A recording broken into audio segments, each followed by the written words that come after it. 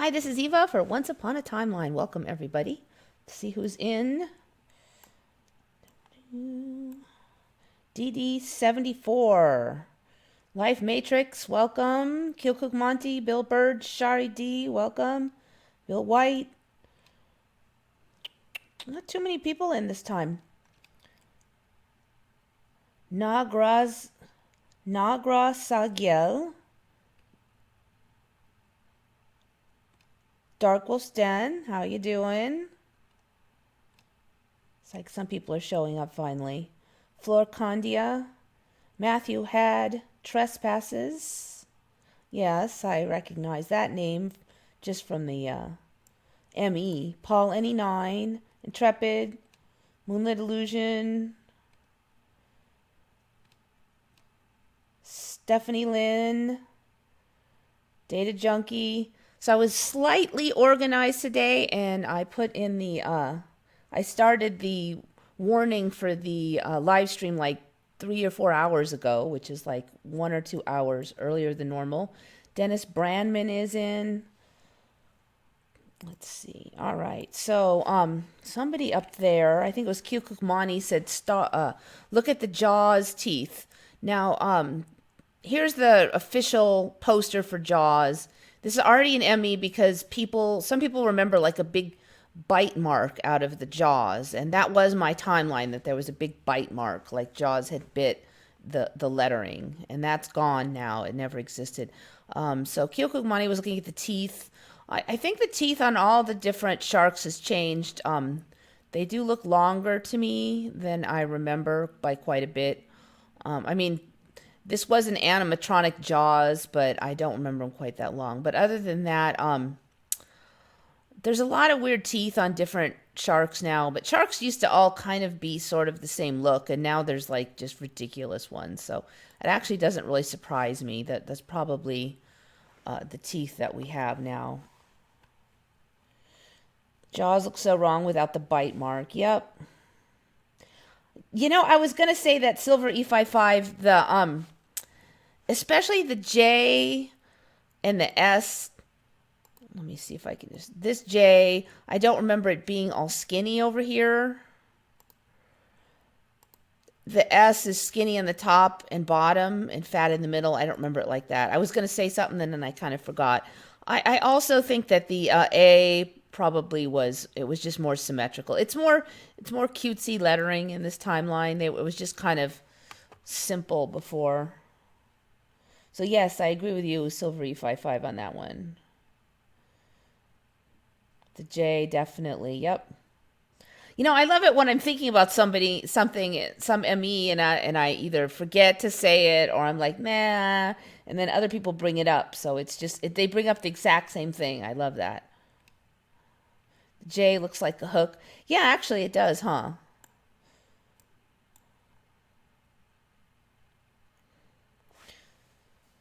All right, so let's get going here.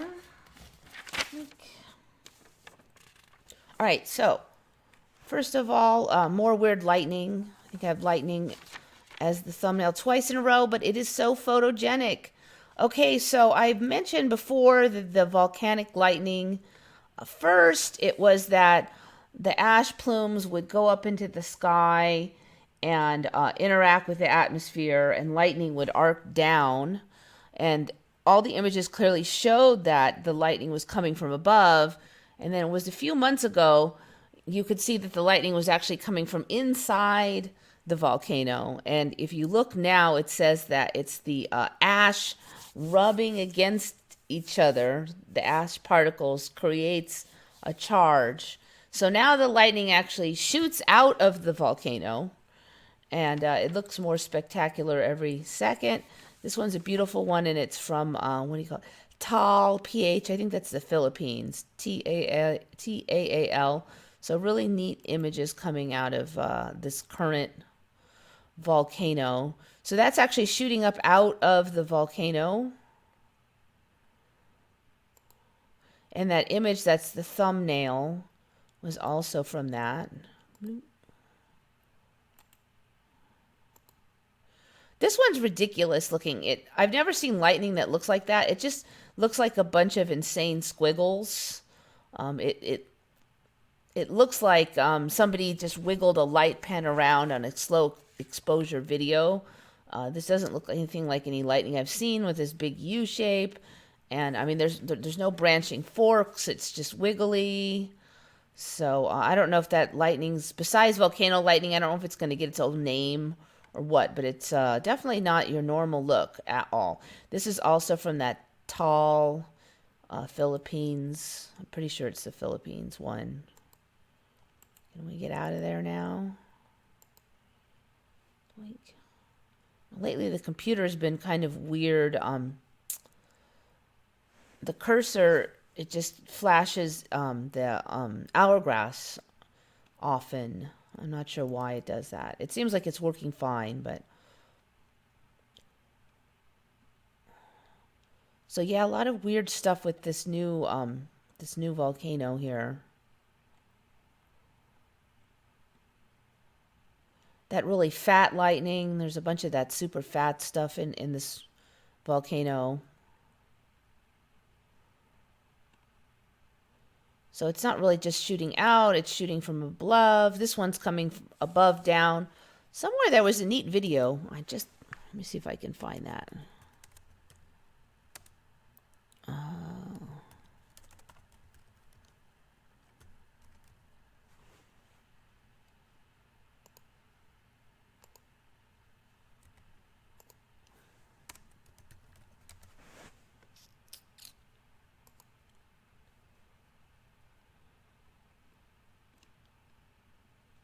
Darn it.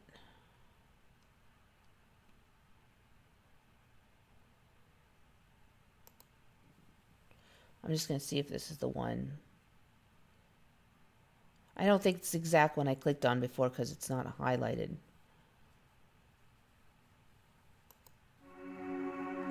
Your home is your castle. The commercials. Slow moving.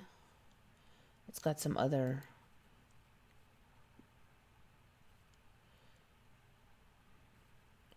There's quite a lot of lightning.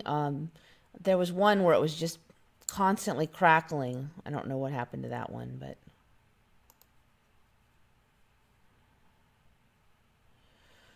So it's pretty active. My old timeline, there just wasn't... This stuff didn't exist. It wouldn't... There was no lightning associated with volcanoes at all. So pretty cool. Let's see. Somebody was talking about, you guys were talking about two people who are from America that you remember. Nicole Kidman and somebody else, you don't remember them from America. I just, I don't know my famous people that well, so. Lightning went from the hills ground on up. First time I'd ever seen it move that way. Then anyway. Yeah, I've mentioned that before. In my old timeline, I always thought it came from sky to ground, and then somewhere in the 80s I read this article that it said it went from the ground up, and I told a lot of people that, and they didn't believe me. I had to show them the article, and now it's gone again. That doesn't happen like that, so I don't know. Some come from the... Let's see, last time I checked, the regular lightning was from the sky down, from the clouds down, and then the positive lightning, the big fat ones, from the ground up. Now that's changed again. Positive lightning, I think last I checked, was also from the sky down. I don't know, it keeps changing.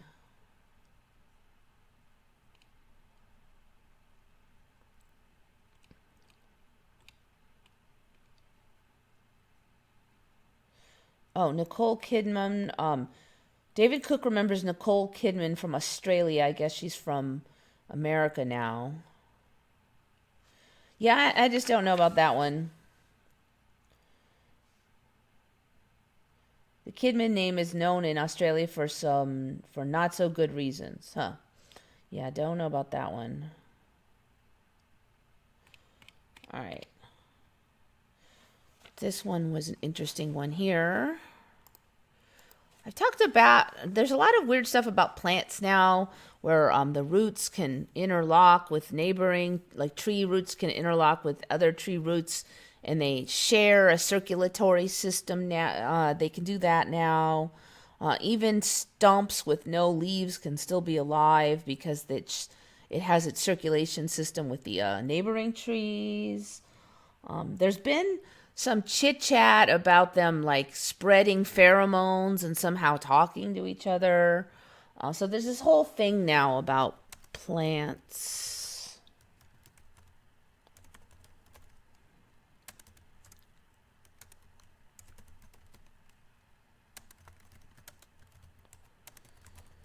So this one's not really that much a surprise considering all the rest.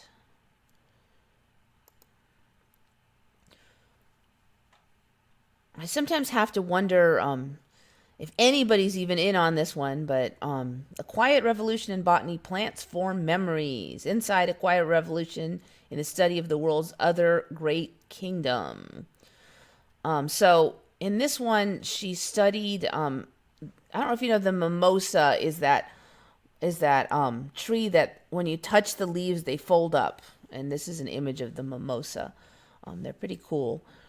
So they actually can move, which I thought was pretty weird.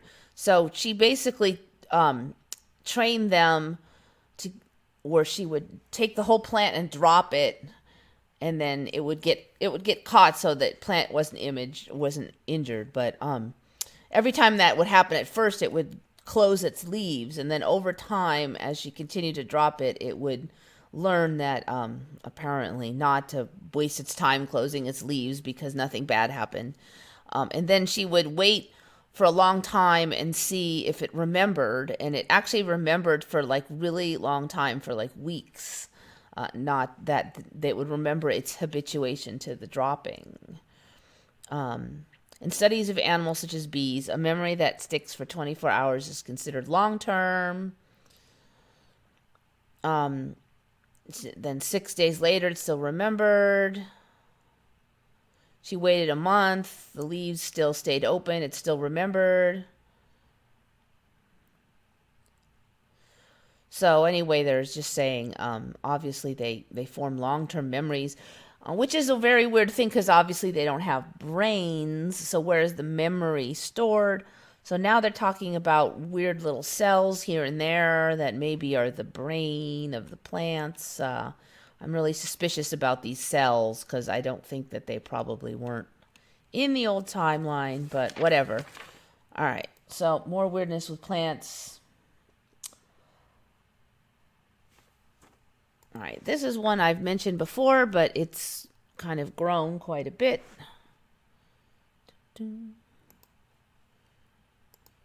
More weird Mars stuff.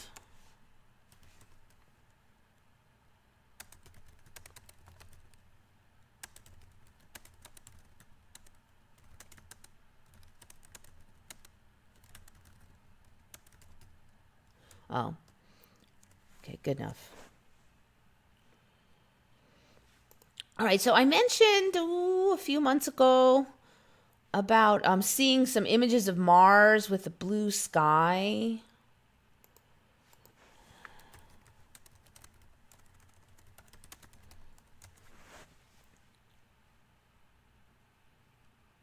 And there was just a couple of them, and I couldn't really find much on it. But definitely I'd never seen them as blue, and I also kind of looked up how the planet looked like from the space according to NASA, whatever, and it just looked way less red. So basically now they're saying this is like the true color, and that now they're saying officially that the sky is blue, sunrise and sunset, the sky is blue, and then it's red the rest of the time, which is the opposite of our Earth, obviously. And weirdly, they're just kind of saying it's the dust. The dust reflects the light weird or something. So this is supposed to be like, it's now official canon, basically, that they're saying that Mars is like this. Last time I looked this up, when I first saw those few blue sky ones. And there was a big conspiracy theory already because they're like, it's actually just Earth the whole time. And they put a red filter on it to make it look alien. And now they're like, for some reason, lifting the red filter and admitting how it really is, although they're still not admitting it's Earth. And that was a big thing, like just a few months ago. And that's what alerted to me to it, because there was a whole bunch of YouTube videos, the blue sky. And some people were saying, they go, NASA screwed up. They forgot to put the red filter on. Okay, so there was no official story about why it was blue, though. But now there is an official story. It is now officially blue, sunrise and sunset. Now you can, even just earlier this week, there wasn't this many really blue-looking images.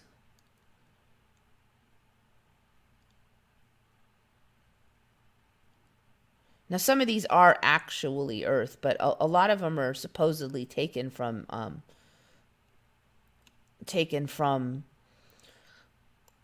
supposed actual images of the rovers. Color controversy started with Mars. So there's, it depends on how we interpret the image and stuff. So supposedly now, this is how it looks. Now, this image here where you actually saw the sun and the blue sun itself was not there last time I checked into this. Now this image is pretty commonly found. Somewhere in here there was something else too. Red skies over rock spire on Mars. So that's like daytime, and this is like either sunrise or sunset. Somewhere in here they also said something stupid about the here. The atmosphere has very little effect on wavelengths at the red end of the spectrum, so these wavelengths of light plow straight through the atmosphere. Okay, wait. When sunlight shines on Earth, the elements in the atmosphere can scatter blue light in all directions, which is why we see all blue color sky. Okay, and then they're saying that the atmosphere over on the red on the Mars is different. But one thing they said was that this is why we see the sun as yellow in our atmosphere, which we don't now. But this is like an interesting little Emmy bit here. That they're saying we see the sun as yellow, and we don't. We used to. So I don't know if this is a little bit of Emmy holdover here. On Mars, instead of an oxygen and nitrogen-rich atmosphere, there's a thin atmosphere filled with fine dust. I believe it still has oxygen and nitrogen and stuff in it, though. They're kind of acting like it's just made out of dust over there. The colors come from the fact that the very fine dust is the right size so that blue light penetrates the atmosphere slightly more efficiently. When blue light scatters off the dust, it stays closer to the direction of the sun than light of other color does. The rest of the sky is yellow to orange as yellow and red light scatter all over the sky instead of being absorbed or staying closer to the sun. You can watch a time lapse of the sunset that was taken over a period of 6 minutes and 51 seconds. That's this one. I don't know. So, I don't know. There's a million excuses why anything could be any color, is what I'm learning from the Mandela. So, the other thing I noticed, see if I can find that again, is there's just more images of it looking. Last time I was saying it, I said it looked less red, although ironically now I'm pulling up all these fairly red-looking ones. Ooh, this is an interesting one. All right, so that's the old argument that it used to be like ours. Okay, here. I'm starting to see more like this. Not only is it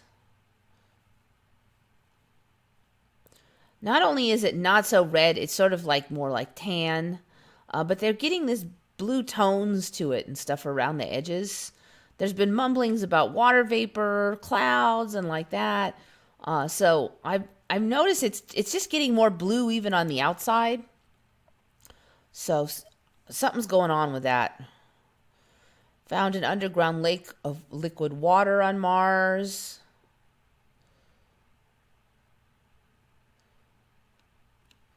So it's basically Mars is becoming, my old Mars didn't have any water on it, but now you've got this polar ice caps.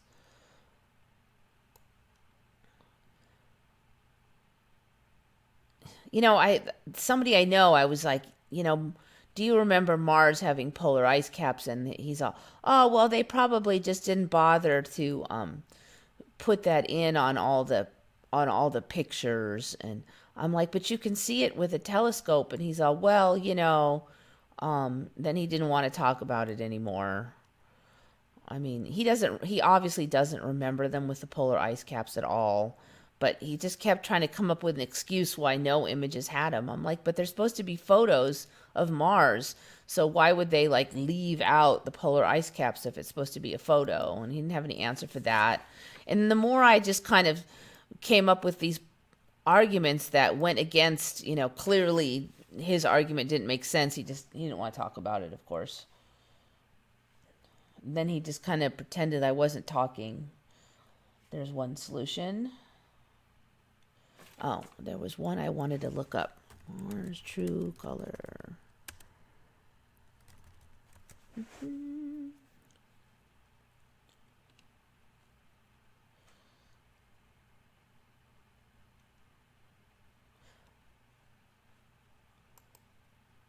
I have in my notes to look this up, but I don't remember why. I think when I typed in this last time, I found a lot of those weird kind of yellow looking or blue looking ones. But of course now I don't see them. It's funny how Google's like that. Totally not seeing it. All right. All right, I give up on that one.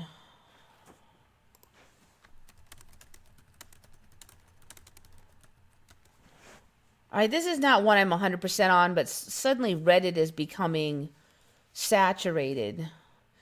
And I've been on Reddit for like a couple years now.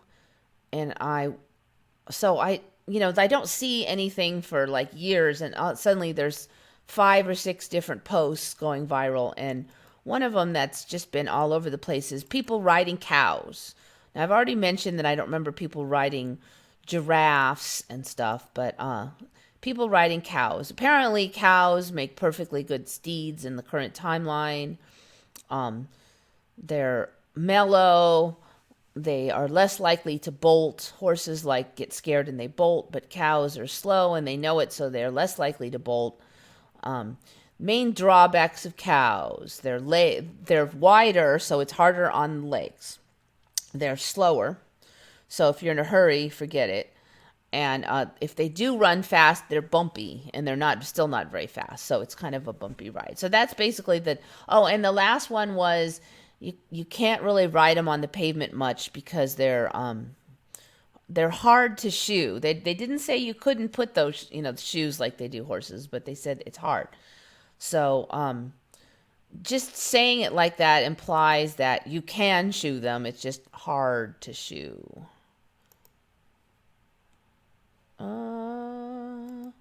Check that out. So this one's what? Jumping them over a...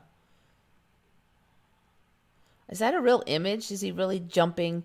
That kid's jumping that cow over a... I guess it's real. That's just...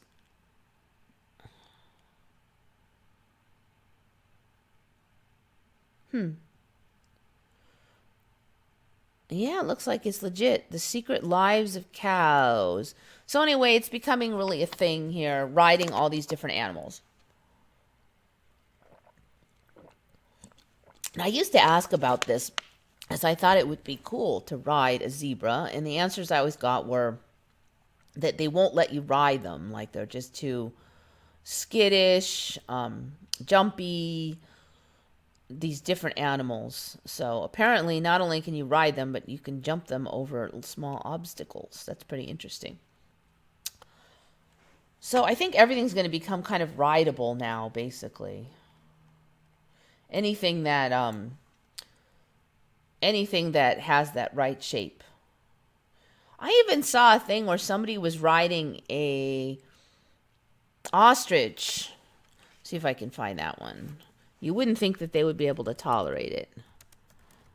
And I'm sure people are saying it's cruel, but basically You didn't used to be able to ride those things. I think you would probably broke them in half in the old days. Yeah, look at this. Man, there's some buffed little dudes now in this timeline.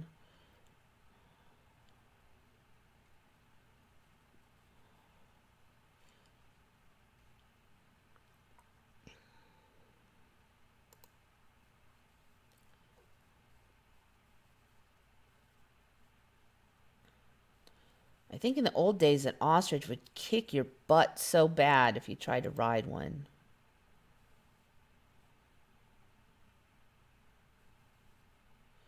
He's not even freaking out. That's a pretty heavy person too. Check that out. I can't really imagine that. Riding an ostrich at Highgate Ostrich Show Farm at Oudtshoorn, South Africa. These birds can run 70 kilometers an hour. It's hard not to scream when you're on one of those. All right, so that's not the heaviest woman in the world, but it is an adult riding that ostrich. Okay. This is really kind of out of like some kind of sci-fi thing. I just don't think they could carry people before, especially ostriches.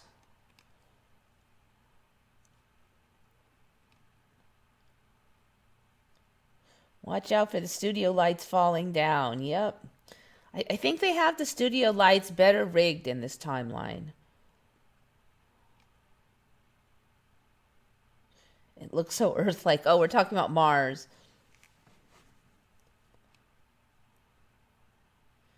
I think they're tired of making the Mars images red, so they let the red filter go.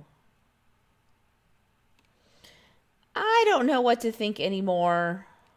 The thing is, if they were really faking it all, then I just don't see why they would change it. I mean, I just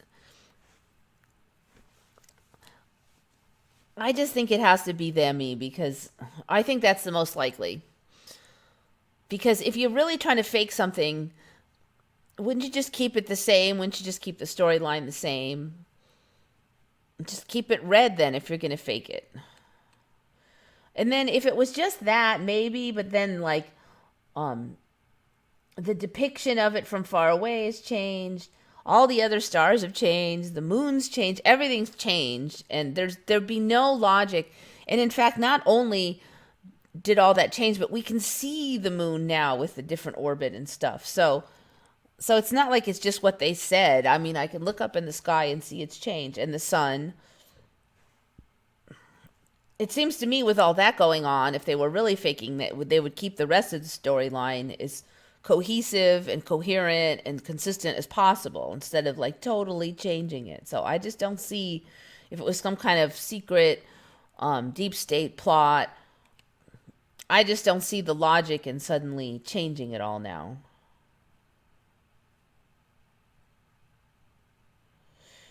Remember Clinton having a press conference over a piece of rock found in Antarctica from Mars that had signs of worm-like structures inside it. I don't remember Clinton having a press conference about it. I do remember them finding that. And then they're saying, oh, we think it's just natural. There was like this big controversy. I do remember that.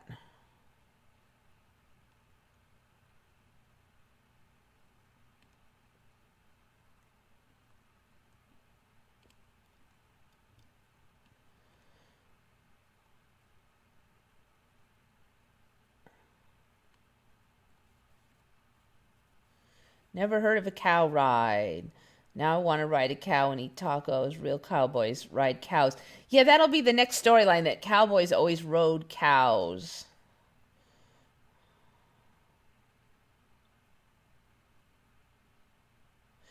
Native Americans not only hunted buffalo, they herded, ranched, and rode them too. Not in my timeline, they didn't. Do you know, there's a lot of ancient native stories that I've heard recently that just did not exist. I've said before that the white buffalo, one was born, like the first one in decades was born around I think it's around the 90s, and it was a big thing. And then that one died, but then another one was born, and there was just the one, and it was super sacred, and they were super rare, and all this. Now there's like a bunch of them. There's a herd of them, and there's all these stories about how they existed in old herds, and the natives would hunt them and kill them. Last I checked, that was the story, that it was considered like sacred to like hunt and kill the white buffalo, and you got like a special, only a special person could hunt and kill a white buffalo. They would have never killed a white buffalo in my old timeline because they were just once in a lifetime kind of a things. You didn't find one in a herd and then kill that one. So now it's this whole sacred thing with this whole ceremony of having caught and killed a white buffalo, and I'm like, no, that whole storyline was not there at all. I don't know. So now it's hard for me to really get into the Native American stories because they're just like everybody else's stories, the Bible stories and the history stories and all that. It all changes. White buffalo was sacred to them as a sign. Yeah, that showed up in the 90s. I'd never heard of it before. And then there was this white buffalo and it was all sacred. Well, they hunted and killed them last there was this whole story on YouTube. There was a Native American elder telling about the ancient times, about they would hunt them, and then they would do a special ceremony if they killed one.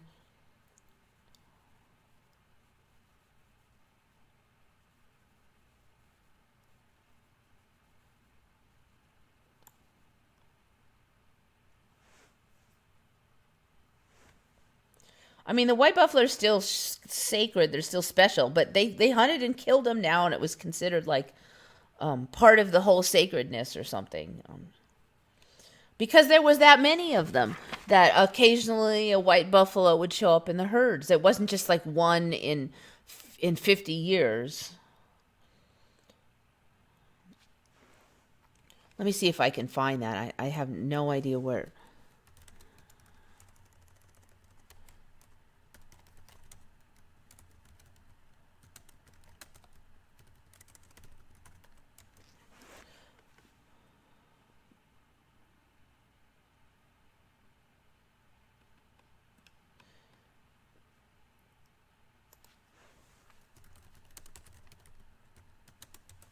Let's be clear.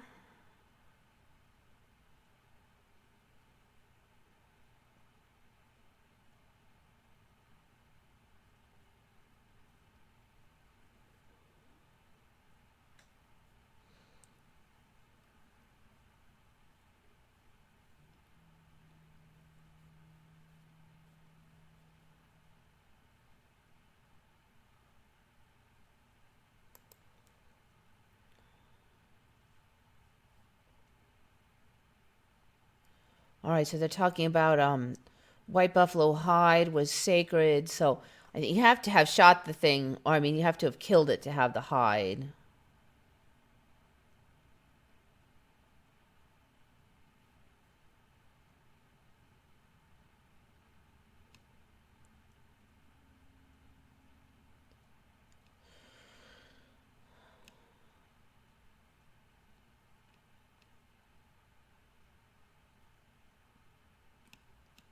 All right, there's probably a lot of reading that would have to go with that, but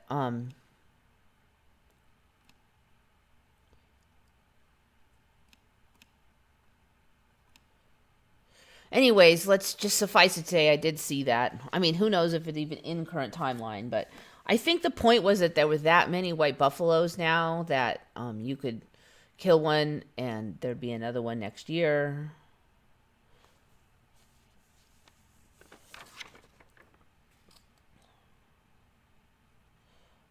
All right, this one was brought up by Jason, who's a commenter on the channel. Um, he remembers Cambodia always being called Cambodia, the country of Cambodia, but apparently it was called Kampuchea for a pretty long stint, 1975 to 1980, 89. I can't read my own writing. Names of Cambodia. Does anybody ever heard of that word? Kampuchea?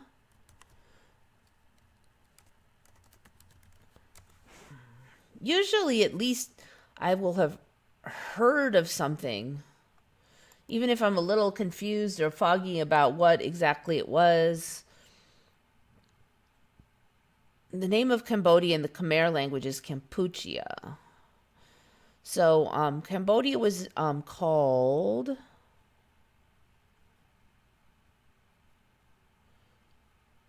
From 1970 to 75 was Republique Khmer. Then 75 to 79, it was Kampuchea Democratique. Then 79 to 89, it was République Populaire de Kampuchea. This is weird because last time I looked up names of Cambodia, it was all in English. Okay, there's the English. So Khmer Republic, then it was Democratic Kampuchea in English. Then it was People's Republic of Kampuchea.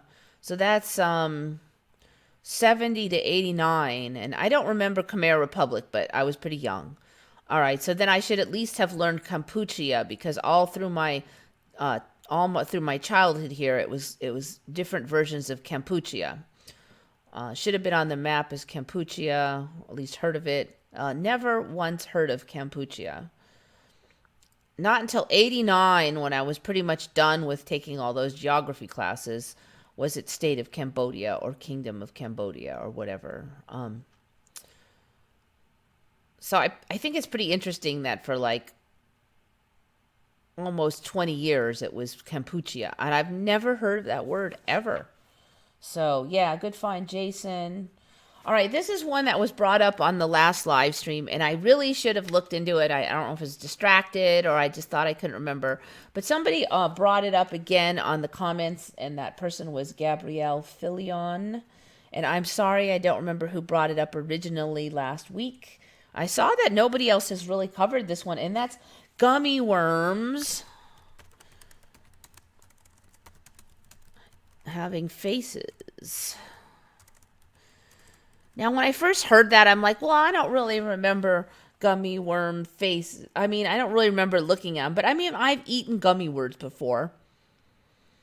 And when I finally went and looked it up, I mean, the faces are really stupidly ridiculous.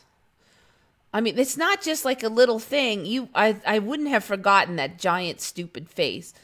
I remember them kind of having, you know how real worms are, where they kind of had kind of a sheath around the front. It was kind of bunched up, and when they'd move, they would kind of extend out of that, like a cowling area, and then the head would kind of move out. And of course, real worms don't have faces, so they look like real worms. That's what I remember, with the kind of the cowling and stuff.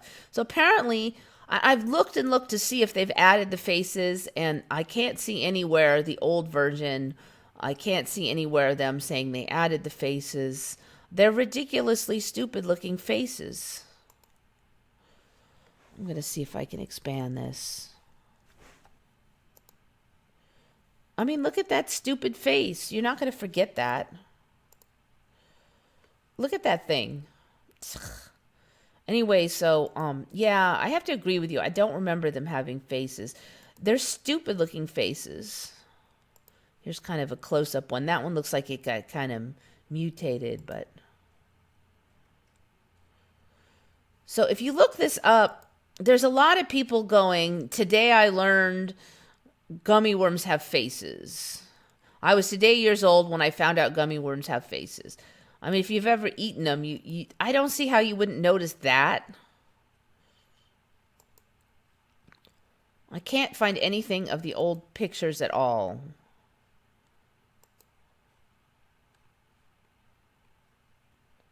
I think I've covered this. This is a real worm that looks like a gummy worm. I've covered that one in the past.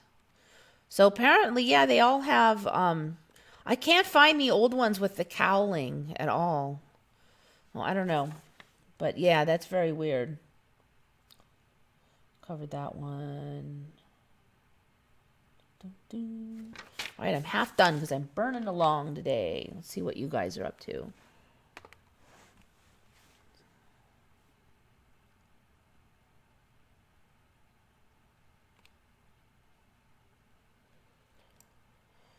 Yeah, there's just so many people going, I didn't realize it. There doesn't seem to be anybody who goes, oh, yeah, they've always had faces.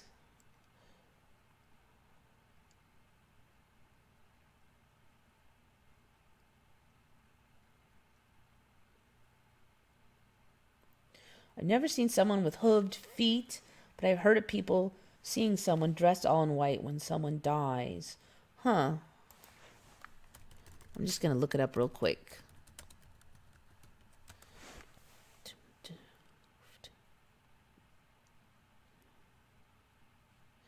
Can humans be digitigrade?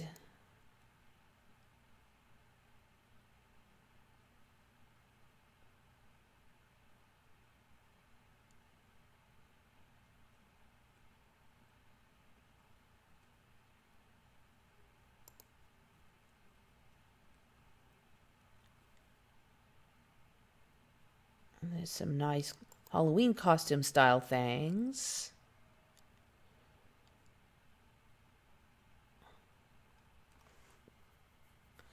These are actually boots here. They're not, there's some kind of weird.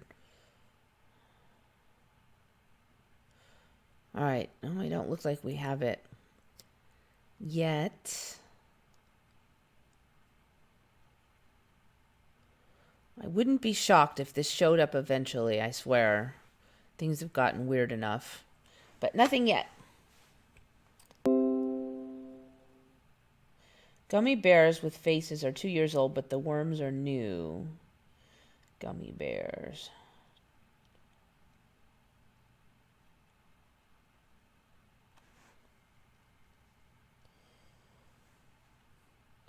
Yeah, I've had to multiple times in childhood memorize all the countries. Seems like every year in geography we would have to memorize all the countries. They would usually do it continent by continent. We'd have the tests on the North American states and the South American countries and the European and then the African. And Cambodia was always Cambodia. Just like Holland, Netherlands was Holland for my whole childhood, and suddenly they started calling it the Netherlands. Now Holland is just like this smaller region within the Netherlands, and it's just a common misconception that it's Holland. But no, it was Holland on the maps, and it was Holland on every test. And suddenly later it was the Netherlands, and I was confused.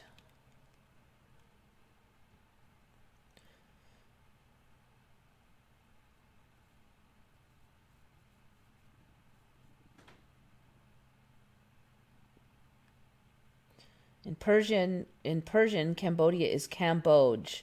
No idea where this came from. Shari D. Huh.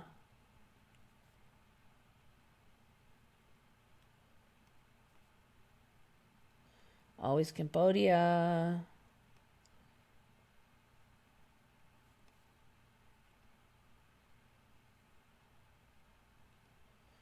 People are getting weird, totally different. It seems like people are having trouble with it just seems like logic. I mean, people in this timeline are more emotion based.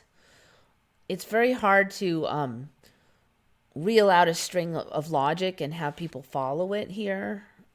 That's just been kind of my perception of it.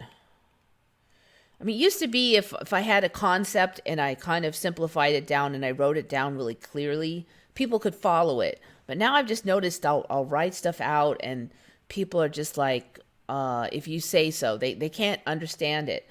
And I do a lot of research on like health things, and I'll talk about research studies. I'll go, okay, in this study, everybody with this disease had lower than normal amounts of free fatty acids in their blood, and all of the drugs that are taken for this disease increase free fatty acids in the blood, and everything that makes a disease worse lessens free fatty acids in the blood, and so it's fairly simple if it was all written out just kind of how I said. Just in my old timeline, I think at least a decent percentage of people could follow what I was saying if I said it that simply. But here I'm trying to write it out for people, and nobody gets it. Nobody understands. And this is like the simple version. So I don't know. I mean, I like to hope that eventually they'll kind of catch up on it, but it's kind of frustrating that nobody can understand it. I thought I wrote it out in a very simple way, cut out all the complicated stuff.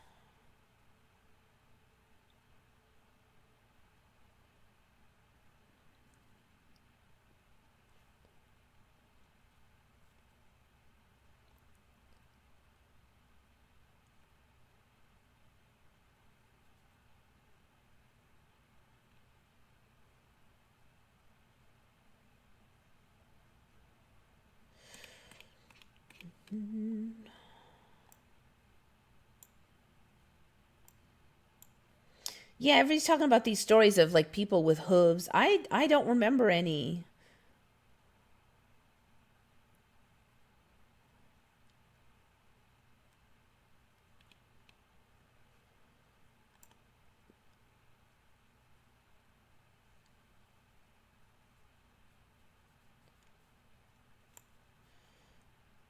Like Borneo is now Kalimantan. I remember Borneo. Yeah, let me see when that. Some of these I'm like, okay, it's a new saying. They just changed. Although there's a suspicious lot of them that just changed their name in the last few years. I don't think it's a coincidence. If they just changed their names, I'm like, okay, well, I probably didn't know about it. But if it was that way 20 years during the entire time I was growing up and I never once learned the word, that is suspicious. Kalimantan is the Indonesian portion of the island of Borneo. I've covered Kalimantan some months ago. I think it just used to be Borneo. You can see here. And the actual section that is Kalimantan, which is this red area, is getting bigger and bigger. This is bigger than last time I saw it.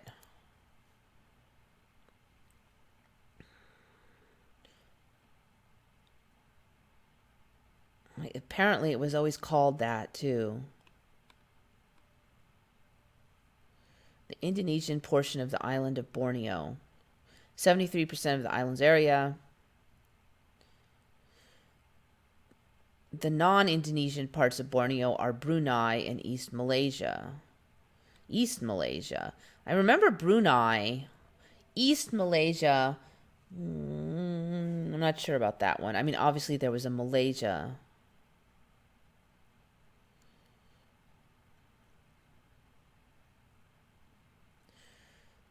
The name Kalimantan, which is often spelled Klimantan, was derived from the Sanskrit word Kalamantana, which means burning weather island, with a very hot temperature. All right, so it sounds like it's been called that for forever and a half, from what I can tell. Let's see. I mean, there's no record of them in here having changed it recently, so I guess it was always that. Yeah, I just saw that on the map like 6 months ago or something. Holland is still the Netherlands. You can use both. Last I checked, it didn't really sound like that. The difference between Holland and the Netherlands. The official name of the country is the Kingdom of the Netherlands. Holland actually only means two provinces of Noord-Holland and Zuid-Holland. However, the name of Holland is often used when all of the Netherlands is meant. I don't think you're really supposed to use Holland anymore. People often use it.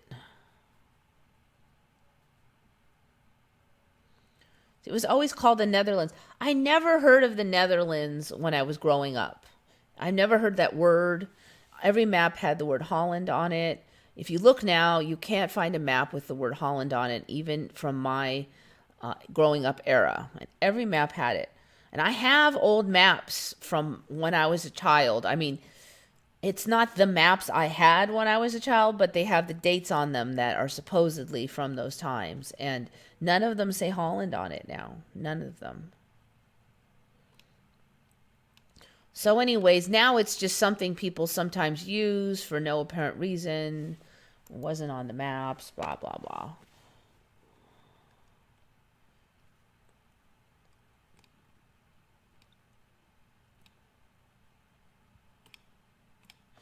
Okay, so burning along, burning along.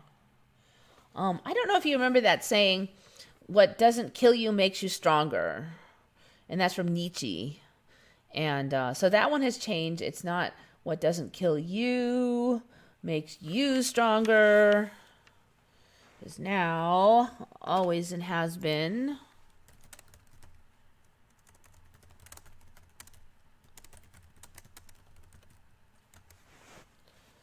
So in the actual book, now it's always been, that which does not kill us makes us stronger. So I always remember what doesn't kill you makes you stronger. I'm really suspicious this is an ME. I've noticed most sayings have like at least one little tiny change in them.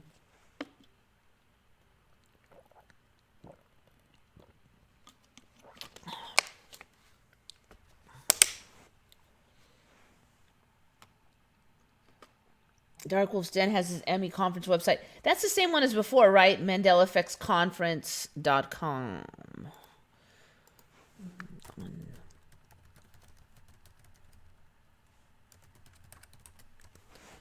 And then that international one, that's the YouTube channel. Yes. All right, so this and the speakers, those are the ones that we're on. These are the videos from before. Okay, so those are the ones that are up so far. Yep. Okay, same as last time. I hope you. I don't know, when are you going to get that video from the one that HBO filmmakers took? I'm really curious when that's going to come out.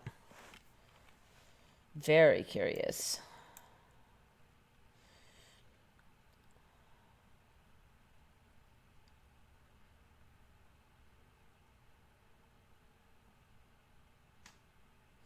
I heard Netherlands growing up and asked why Nether. Yeah. Netherlands, nether regions. What doesn't kill you makes you stronger. Yeah, it's still quoted like that, but I guess the story now is that it was always quoted wrong, and it was always what doesn't kill us makes us stronger. So it's just kind of the classic Emmy thing. Everybody always just said it wrong now.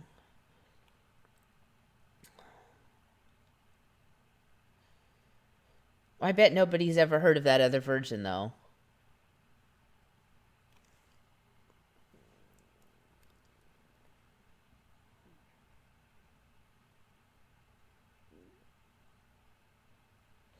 The entire team is eagerly awaiting to find out when it will air to Dark Wolf's Den.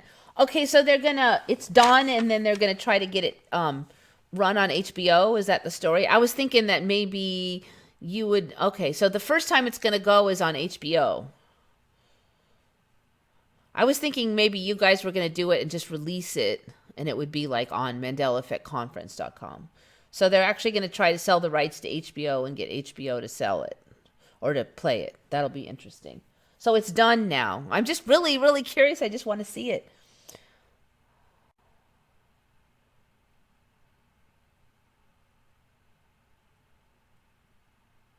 Mental Floss ID channel on the YouTube recently did a whole thing of quotes.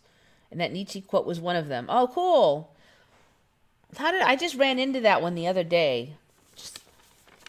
Legit HBO. Okay, so HBO is going to air it. So did HBO buy it? They bought it and they're going to air it? Is that how it's going to work? I was a little fuzzy on that the whole time. All right, speaking of, and I saw somebody else did this one. I actually looked up the Nietzsche quote, and I just do a quick Google. I write whatever it is in Mandela Effect, and I run a Google, and if I don't see it covered, I'll usually cover it. But this one also,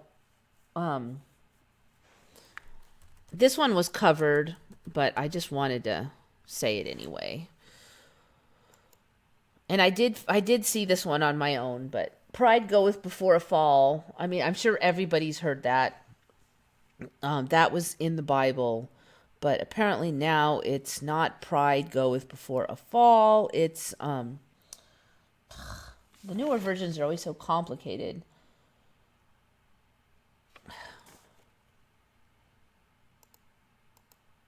The old versions were so simple. I don't know what they're trying to pull, making it so. So the new version is pride goeth before destruction, and a haughty spirit before a fall is what's in there now. Pride goeth before destruction, and a haughty spirit before a fall. I'm not sure what the difference between pride and a haughty spirit is. I mean, I just think that's a mess. But anyways, nobody's going to remember that. All right, here's one. This one's interesting. Keokuk Monty was asking about this because I was talking about Zealandia on that standalone video I did on the disappearing Antarctica. And so check that one out. That one was an extra good one, in my opinion, anyways. Doom, doom, doom.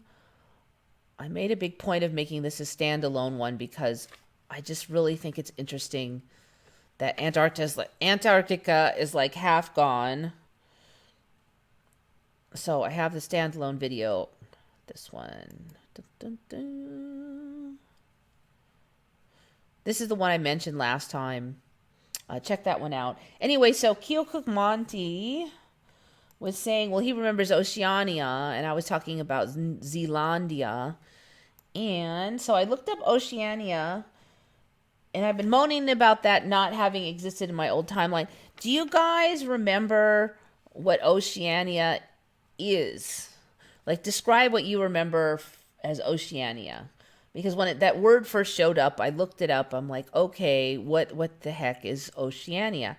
And so what do you remember them saying Oceania was? I'm just curious. Do you remember the same as me when you looked it up?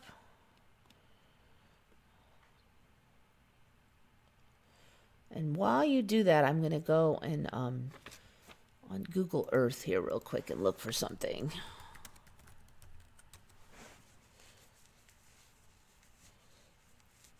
All right, so what?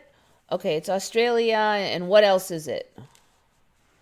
Okay, Shari, I agree with you. Oceania was not in my timeline either, but yeah, a couple years ago. Actually, when was that? It was more like 4 or 5 years ago it showed up. I started hearing this Oceania. So I looked it up. So you remember what the last time you heard of Oceania and what it was? What did they say that Oceania was? If you remember.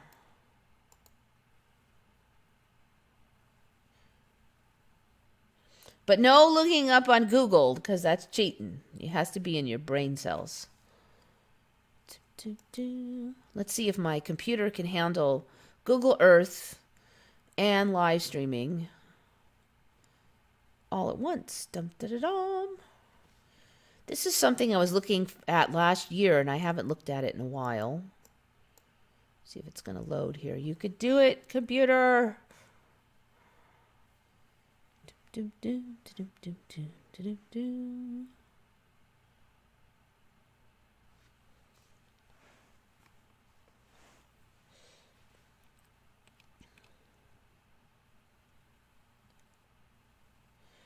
Oceania is a continent that is submerged.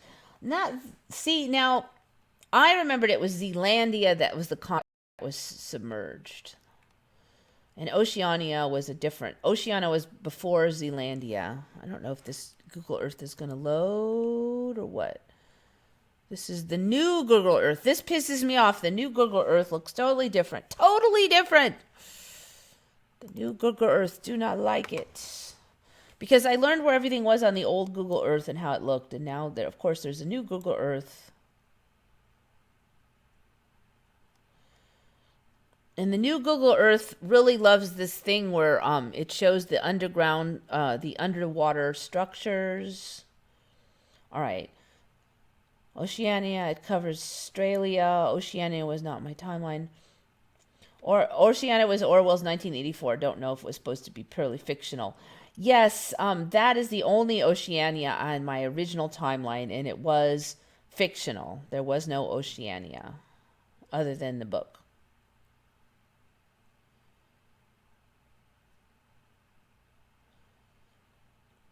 Okay, so Bit of a Venom remembers Oceania was the continental plate of New Zealand, Australia. Okay, interesting. Oceania was a continent expected to rise near Australia, never rose in my timeline, but others say they saw it on the globe. Dang, okay. This is not all the answers I expected. I just expected the people to remember my old timeline, but I'm getting all kinds of stuff. And it's not just one of you. All right, so some of you remember Zealandia like as Oceania. Some of you guys are remembering some kind of a conspiracy theory or prediction called of Oceania rising. Oceania is a continent submerged, and I learned it from you. Okay, wasn't this version of me? Some other version.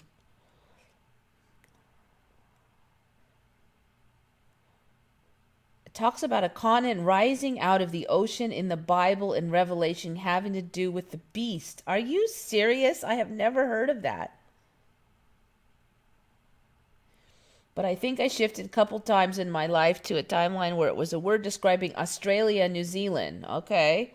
All right, that's the timeline I'm thinking of about 5 years ago's timeline. Oceania around Australia. All right, QB. QB, you are the unaffected one. Islands in the Pacific. That's what it means now. It's all these little pooty potty islands in the Pacific. They're not really talking that much about Australia anymore.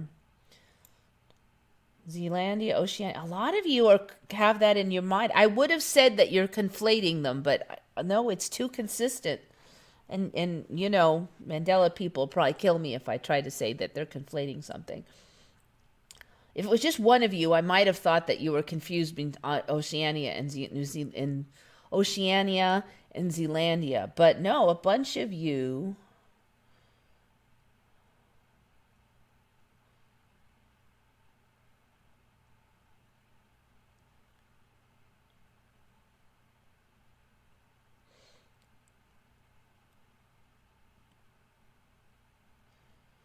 Okay, let me see if I can get this thing to work. All right, so oh, it's going slower than skip that baloney. I don't want to hear all that. All right, so it's kind of working. Oceania. So now they're saying Oceania is just like Australasia, Melanesia, Micronesia, Polynesia. It's basically all the little tiny islands all over the Pacific Ocean, spanning the eastern and western hemispheres. Now, last time I checked, it was Australia and the islands near it, and that was Oceania. But now, it's not special to Australia at all. Micronesia, that's over by Guam, Polynesia, all those. So I was laughing because I actually was looking this up. Now here's something I was doing. See if I can still get that to work. Last year is I would pull up Google Earth, and many people have said that they don't remember like the whole side of the Earth here just being empty. That like all the continents are on the other side now. Now, this is one thing that really pisses me off. I don't know why they're putting this shadow in on the Earth here. That's just irritating. They're trying to make it more look 3D, but now you can't see the Earth here because this is in shadow. Just make the sun be behind my head and shine on the whole Earth. What is the point of this? I don't know if they're trying to hide something, that maybe there's more Earth creeping around on this side. Because it used to be that you could orient the Earth like a couple years ago on Google Earth and not see any land. I'm wondering if now maybe you can't quite do that or what. I don't know. I don't know. There's something funny about this. I just don't trust this. But anyways, let me now zoom in. Derp. Okay. So what I did was I would go to right around here. And this was sort of in the middle of the earth where the backside, I almost want to say, where there was nothing going on. But there were these little islands. And so I was watching these little islands. Now, the first thing I want to say is that when I first looked at these, there's one specific island I decided to target because you have to have something to remember. And when I was first looking at these islands, French Polynesia was way up over here. It was not there. So you could say either the islands were down here or French Polynesia was up here. They weren't part of French Polynesia, or at least not obviously so. And they've changed. So I was looking at this one here. The shape is still the same. Fukurava, I think it was called. Come along, you could do it. It's definitely running really slow. Now it's mad at me. But this one is like, it's called like Fukurava. It wasn't obviously part of French Polynesia at the time. Hopefully my computer hasn't died. Fukurava. All right. It just said Fukurava. Now, Fukurava was the most organized of all of these. Now they all look, they're perfect atolls or atolls. When the word atoll first came out, for me, there was an island, and around the island was like a coral reef around the island. And they would say the island was kind of built on the coral reef. That was an atoll or an atoll. All right, but now the definition has changed. And I think it's probably been this way a while. I'm not sure exactly. But now there's a gajillion of these islands. And what's weird about these islands, they're all blue in the middle. These things are rings of land with a big lagoon in the middle.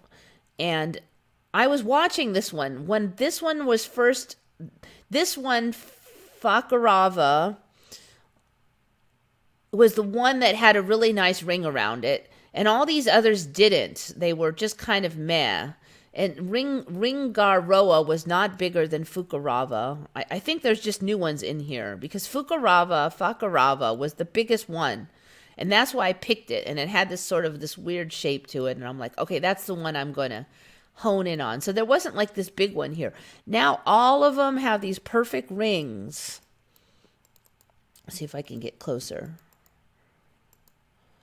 This one was the only one with a really good ring and maybe like one other.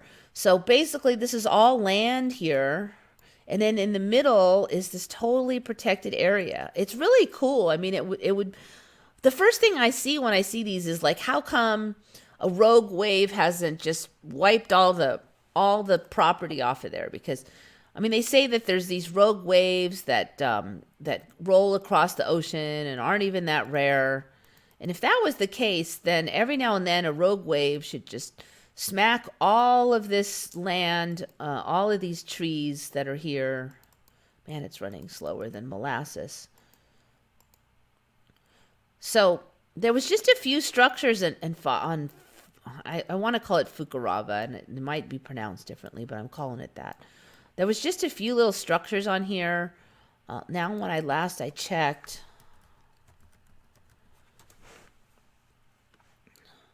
I kind of picked this word because it was big, but it had a kind of a weird name to it. So this island now it was like 800 people or something living on it. An atoll in the Tuamotu group. See, this whole Tuamotu group, I just wasn't there when I was looking. It's now in French Polynesia, second largest of the Tuamotu atolls. History, where's population? They said there was like 800 of people on. Population of 837 inhabitants. The main village is called Rotoava. There was not all these inhabitants last I checked. So these are all like trees and stuff in here. It's really cool. So then the water can go in and out right there. But it's like this perfect ring of land. And it's not just this one. So when I was looking at this last year, there was just a few of these that were solid rings like this. Most of them either had land in the middle or they just were little bits of rings. They weren't solid rings. So, I mean, look at that. That is so cool. Can you imagine living with like, you're just like on this strip of land. Now, interestingly, when I went to Palau, I don't know, it must have been a million timelines ago. It was in the 90s. There was a lot of these strips of land where they had kind of, I think some of it was man-made, but they just kind of stack up a bunch of rocks and they would have roads along them to get to one island to another. And I'm not sure how much that's still the case, but a lot of it was somewhat man-made so that they could have roads across the islands. But these are natural, supposedly on coral. Let me find that exact definition again. So there's jillions of these things now. I mean, all of these are rings. They weren't like last year when I was looking into these. I thought they were fishy looking, and that's why I was watching them. Every one of these now is a complete ring. Like every one of them, they weren't like that. It's going really slow. So there's a bunch over here at French Polynesia. These were just islands before, but it looks like, oh, actually it looks like those are still islands. Looks like Polynesia is still islands, like ordinary ones. But over here, these are rings. These are atolls. There's still more atolls over here. These are, I'm going to zoom out a little. So there's basically these atolls showing up all over. To me, it looks like a highly unlikely configuration. I could see a few islands in the world maybe like this, but there's a gajillion of them over here. And now they're part of Oceania.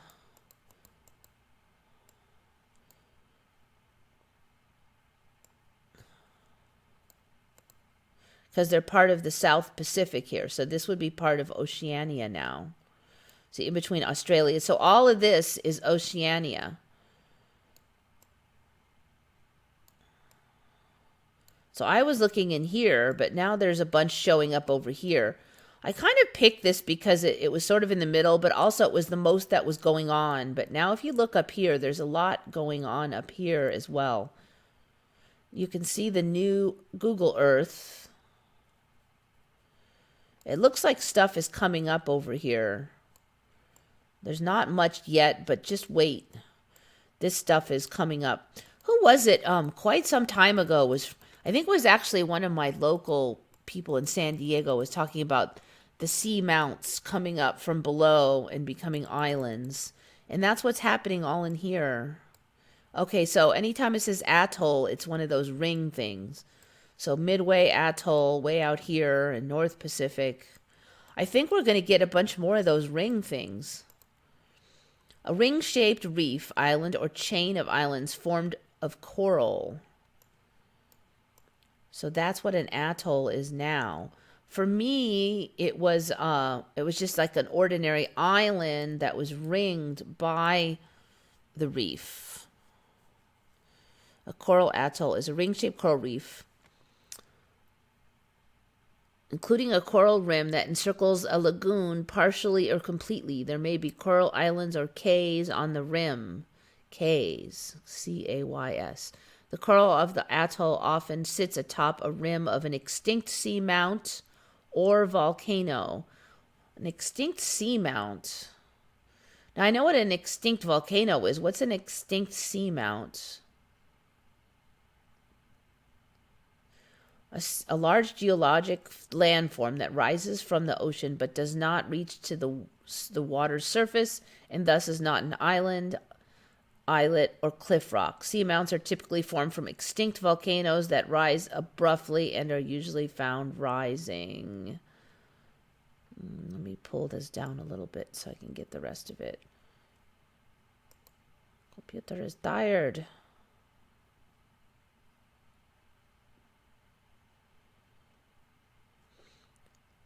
Are usually found rising from the seafloor 1,000 to 4,000 meters. All right, so we're getting a ton of these seamounts and these coral atolls. There are approximately 440 atolls, so that's what we're at now. Most are in the Pacific Ocean. Concentrations in Tuamotu Islands, Coral Islands, Marshall Islands, Coral Sea Islands, and the island groups of Kiribati, Tuvalu, Tokelau, Indian Ocean, the atolls of the Maldives, Lakshadweep Islands, Chagos Archipelago, and the outer islands of the Seychelles. The Atlantic Ocean has no large groups of atolls other than 8 atolls east of Nicaragua that belong to Colombian Department of San Andres. So, I don't know, just the weirdest configuration to me, these things, these atolls. I mean, they'd be really cool to live. You'd have this protected swimming area in here. Look, there's just one way in and out. I'm wondering if we're going to get fresh water in here eventually. Because right now, there's like this one has one way in and out. Why is there just one way in and out? Why isn't it completely closed? A lot of these have one way in and out. These just seem like so improbable to me that there'd be so many of them. I've never even saw those in the old timeline. A lot of them have 1 or 2 ways in and out. So if this closes off, could this be fresh water in here? Could it be somehow filtered by the surrounding area? There's a lot of options for this. I mean, if this was fresh water in here, imagine the convenience of that. And that's why I'm saying it, basically. I'm just wondering if this is going to be some kind of, oasis in the ocean kind of a deal. Look at that. So why is there just one way in and out? Why don't they just have it all closed? I mean, if the currents didn't rip all this down, why does it rip this in? If this is closed, I guess it would get stagnant in here. But I mean, geologically, why wouldn't they just be closed? The majority of them. Why would they all have an in-out? So, the whole thing is just, I don't know, it's flipping me out. Let's see, where's the rest of it?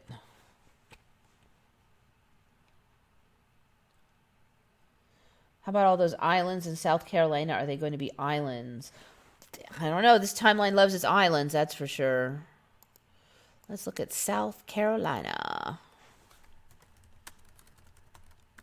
I admit I'm not as savvy on what's going on away from California. Maps. California's got a lot of islands, so lately, a lot of new islands. All off the coast. Okay. South Carolina. It's got a lot of lakes. Are we talking about out here? Are we just talking about all this? I don't remember all this influx of water, rivers, fat. Okay, I'm not sure what you mean by the South Carolina islands, though.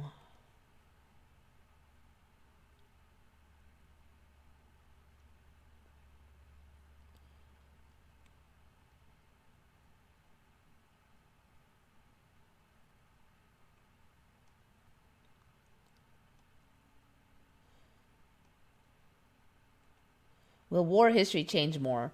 I think you've got to assume it will. I don't think we're done. As long as geology keeps changing, I think history will keep changing. Just like more water showed up throughout Canada and the African desert. Yep. Yeah, you've got those weird thing where the desert has these, all these lakes. Some of the deserts are getting like tons of lakes. And they're saying something about it's a hard pan underneath and the water can't escape. And Japan should have had an easier time invading Australia in World War II now. Yep.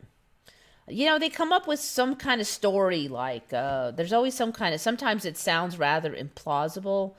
They have an excuse for everything. They were going to do it, but some politician thought it was a bad idea, or, there's always some excuse.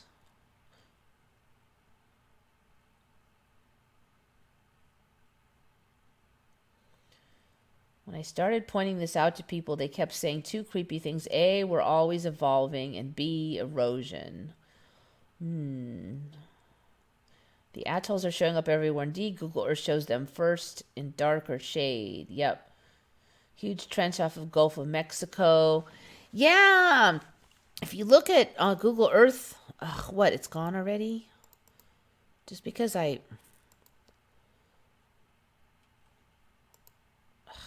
that's so irritating. Just because I clipped away, it's gone. Don't like that. So the new Google Earth shows even more stuff in the ocean floor. It's mighty convenient that they suddenly have this new look, so that if it looks totally different and you see all these new seamounts and these new lines and stuff, oh, well, it's the new Google Earth.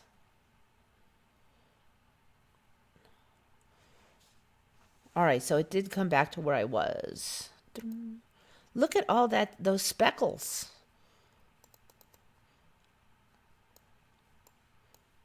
And over here, this has gotten really more and more prominent. All this stuff over here now, I think this is going to be like, where are we here? What is all this stuff over here? Is something going to come up over here? Because this has really been developing up in here. This seamount hook thing.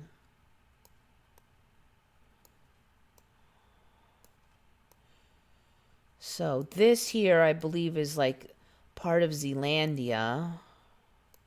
You can really see it now. First they name it, then you start seeing it. But look at all this stuff in here. And look at these lines, these crisscrossy lines. What's up with all that? That was not there last time. What's this? And if you look at these, I mean, it looks like skid marks from a truck or something. All of these were not on the last. I have not seen these yet. These weird skid mark things. So I'm sure the skeptics are just going to say that, we have a better understanding of the ocean floor or whatever, but all of this. So yeah, still a lot more islands, I think, en route. One of the reasons I looked over here is on this side is I'm like, it just seemed like all the continents got squished to the other side of the planet. A lot of people don't remember a whole side of the planet being wide open. So I figured something's coming up over here. And so now it's got a name. It's Oceania. And it's 10 jillion atolls, apparently. I mean, this could be like an island paradise in here. There could be enough islands for everybody if this keeps up. I mean, gajillions of these atolls all coming up. If they have fresh water in the center, they don't right now, but I'm really curious to see if we're going to get something like that. Can you imagine? It would be like paradise. All we would have to have is like really good, like flying cars or something so we could get out to the islands. But I mean, I could really just see this being this amazing paradise of atolls and tropical studliferousness. So basically, that's one of the reasons I've been looking at it. I mean, there's just so much, there's so much potential in here.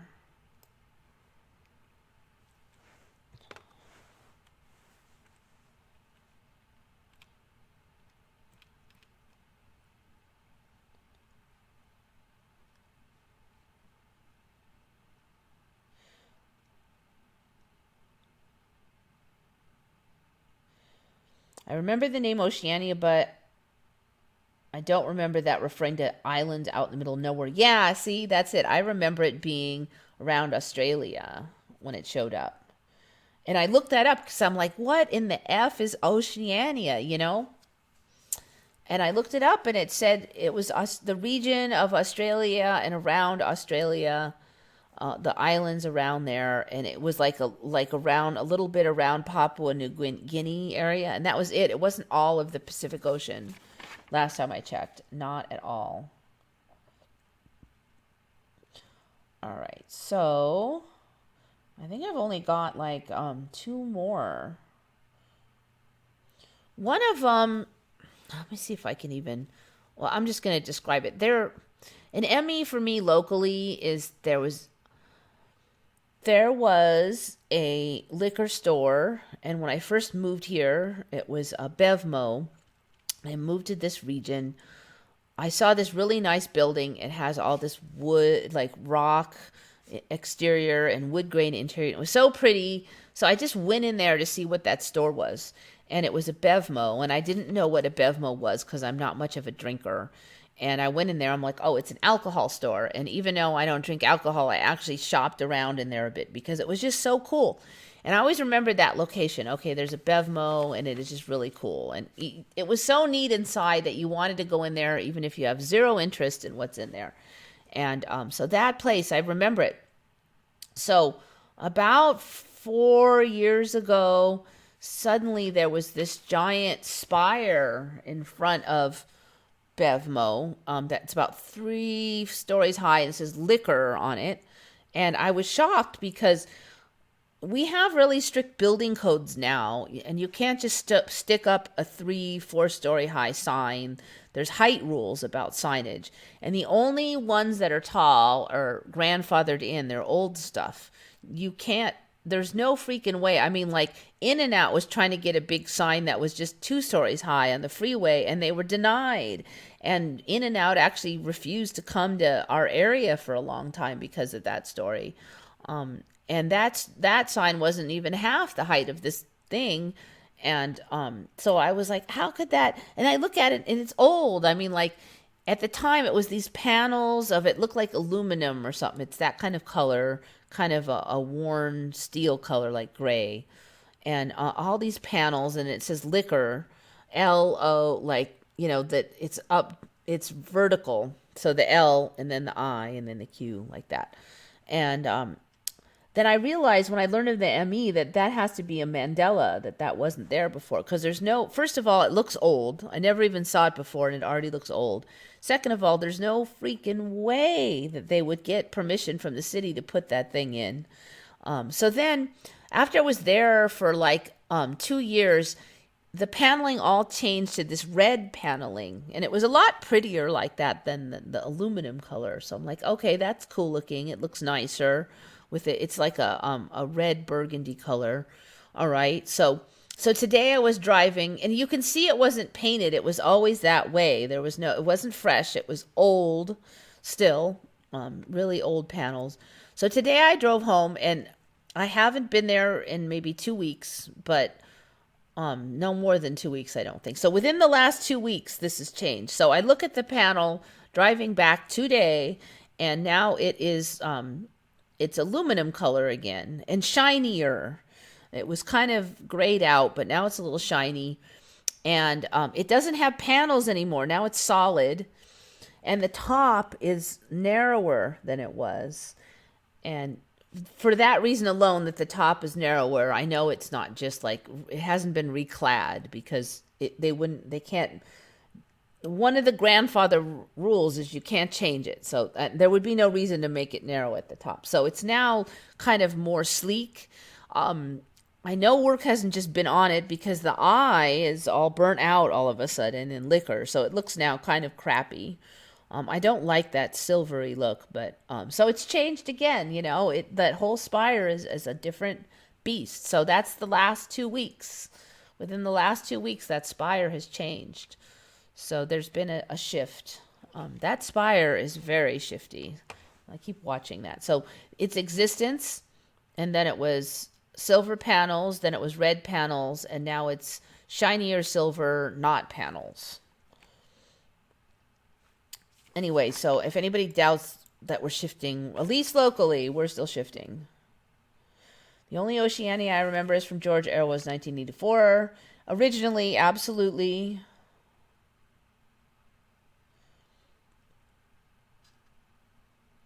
Okay, so you remember that I see. You remember seeing a globe with a landmass to the west of Australia called Oceania. I believe it was Lone Eagle. Yeah, it could be. He does a lot of that geography stuff. But yeah, so that's what it was when Oceania showed for me. Was it was like around Australia. It was not the whole Pacific Ocean. Cupie's the only one that's up on the latest on this one. And she does live, in that area. So I don't know if it's a case of her not seeing the nearby MEs or if she just knows the latest news story because it's so local to her.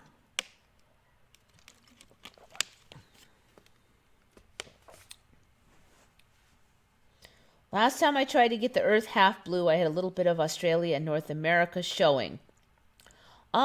See, that's the thing is it's hard to tell now because they have this darks. There's the part of the is always in shadow over here.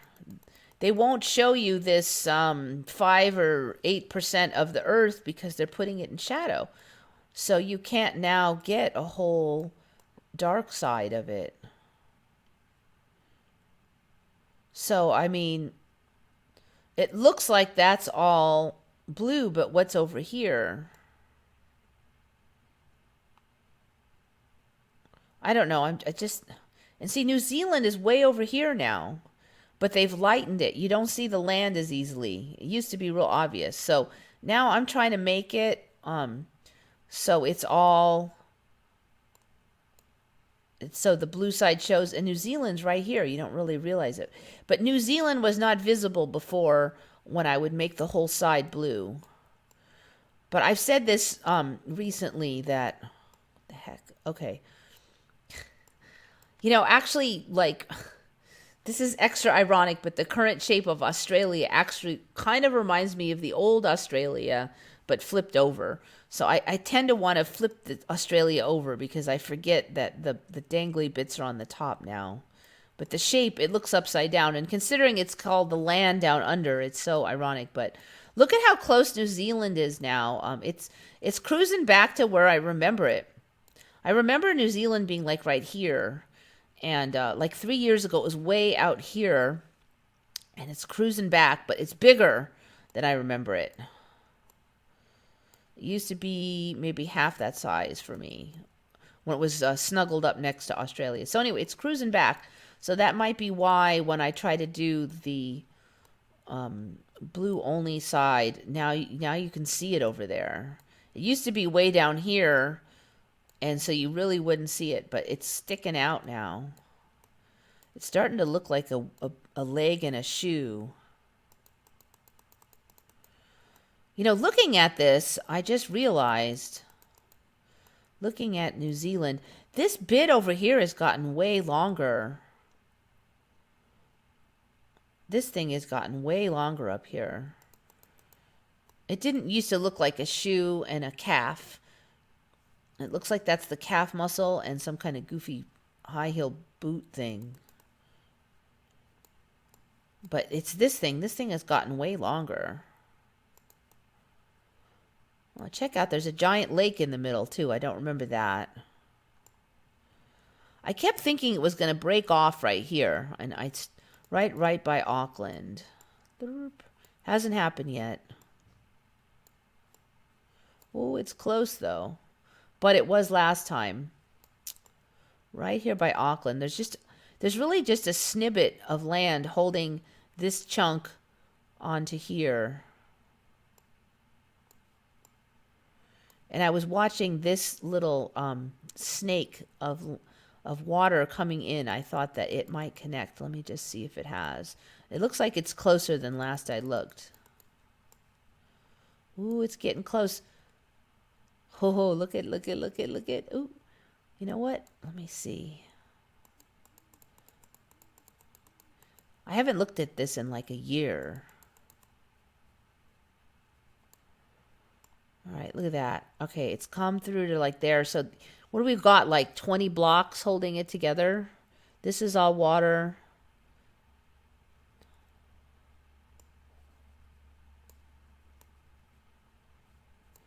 This comes through to like there. I don't think it shows There might be a setting. Measure distance there. All right, so what's the distance from like... I think this is the closest one. This is coming into here. So the distance from here to here, what's the distance? Is that miles or meters?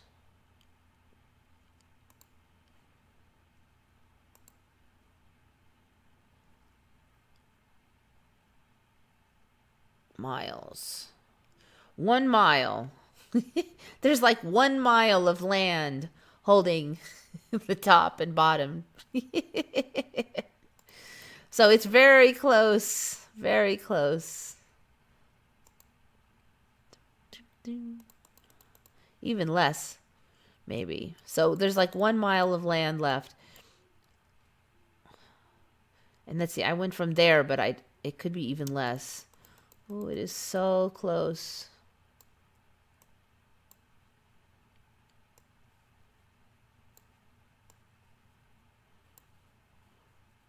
It really looks like it comes all the way to there. That swampy land looks like it goes to here now.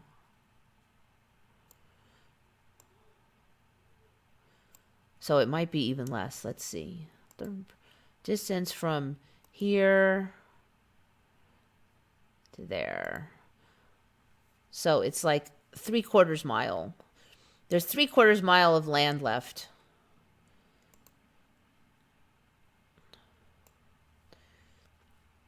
Which I think is less than it was. This has come all the way to there. And that... So anyway, it has been my prediction that this chunk is going to break off. And it's almost snapped off now over here by Auckland.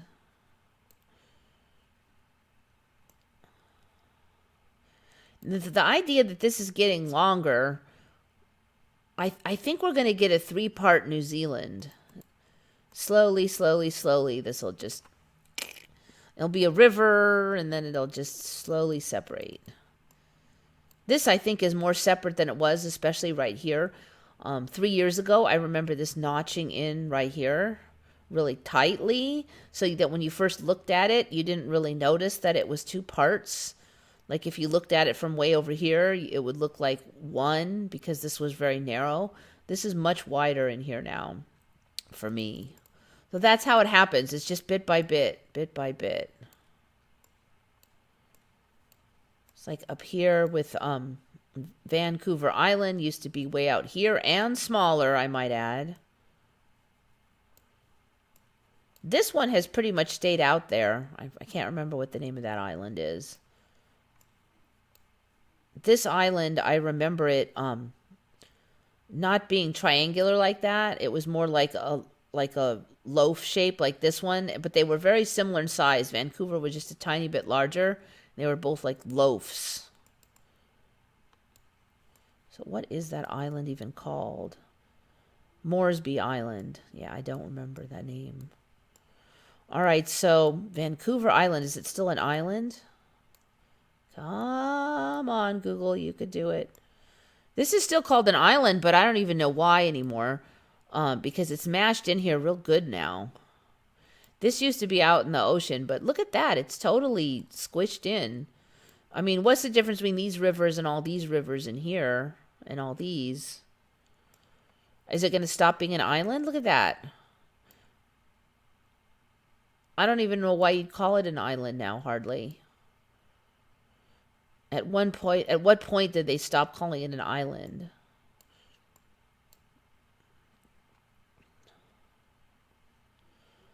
All right, I'm going to shut this down because it's freezing up the computer.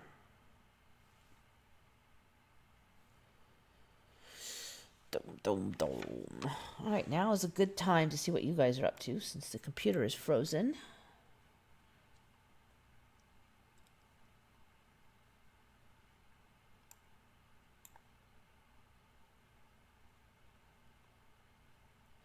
Talks about giving a renewed or new body in the Bible. Could be, could be. We're definitely getting a new body.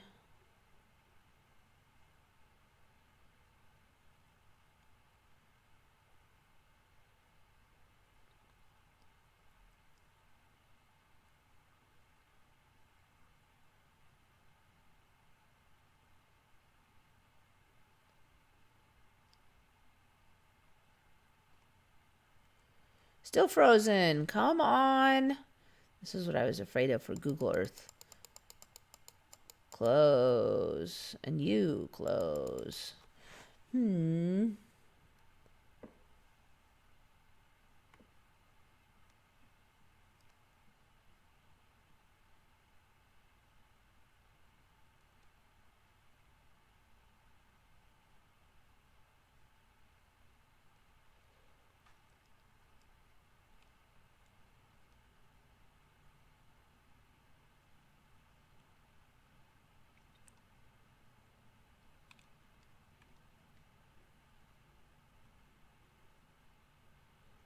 Vancouver Island looks insane. I remember going there and it was so an actual island and way smaller.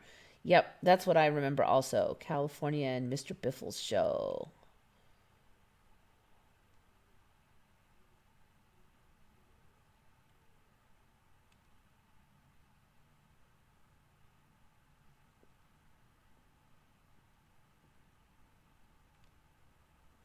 Ta-da! Ooh, it unfroze, I hope. Yes, yes, yes, it did. I think it's good to define terms when we say we are in a simulation. For me, it is no different from Maya, an illusion, but not necessarily we are in a computer in a hard drive. Yeah, that's kind of how I feel about it, Nachiketa. When I say a simulation, I don't think that that means we're in a computer. It's like a dream or Maya or like yes, it's simulated, but I don't think there's like a regular computer. It might be consciousness driven.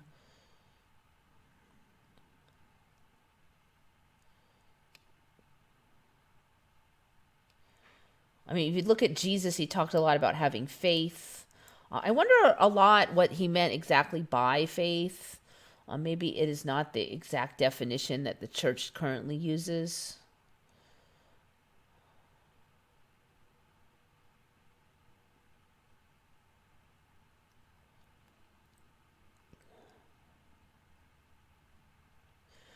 But what I am tempted to take the Bible more literally now.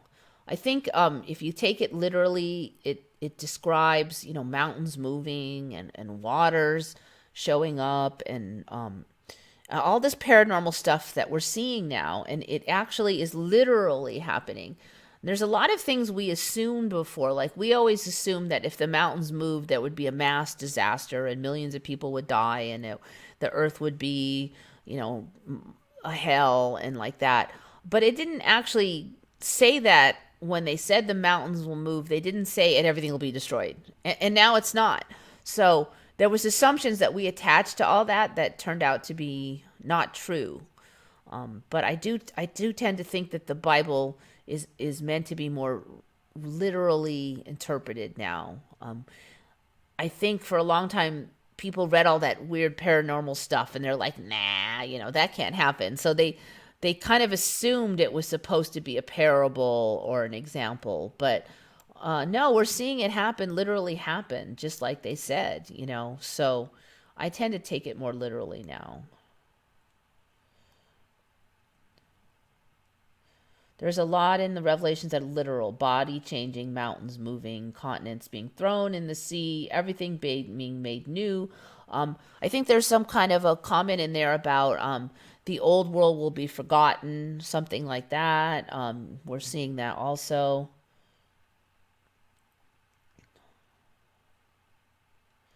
It says we will do these things and more. Yep. So I think I tend to just read it as literal now. I mean, there's sometimes it's obviously a parable because he's trying to tell, like Jesus is trying to tell a lesson, and he'll tell it like in an example, like that, a tree that does not bear fruit or something like that. It's obviously a parable, but otherwise, yes, these older things will pass and not be remembered. At least not by many of us. But what scares me is that it's just harder and harder to remember the old stuff after something changed a few years. You really have to kind of fight to remember the old ways sometimes.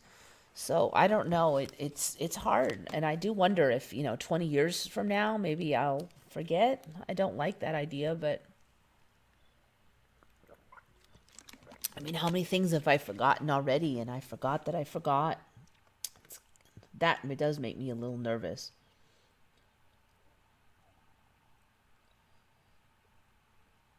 It also says about Jesus saying, "Did I not say ye are as gods?" Jesus can also phonetically change to yes, us, or he is us. And he said, "We are one with him as he is with God." Yeah, I do think that if he said, if you have faith, you can move mountains. If you have faith, not just him, but you, us, have these powers. So I think he just was more in touch with what he was capable of than we are. That we weren't that evolved yet, that we could get there. I mean, I think it's inherent in us, but we just weren't evolved enough. But I think that's changing. All right, so there was that one, and there's one more. I have one more. So I don't want to go too late. Tomorrow I'm going to Quartzsite, Arizona, which is a big rock show, like in semi-precious gemstones, amethysts, and that stuff. So, actually, Friday morning I'll probably go, but I got a lot of packing and stuff, so I don't want to be too super tired tomorrow. All right.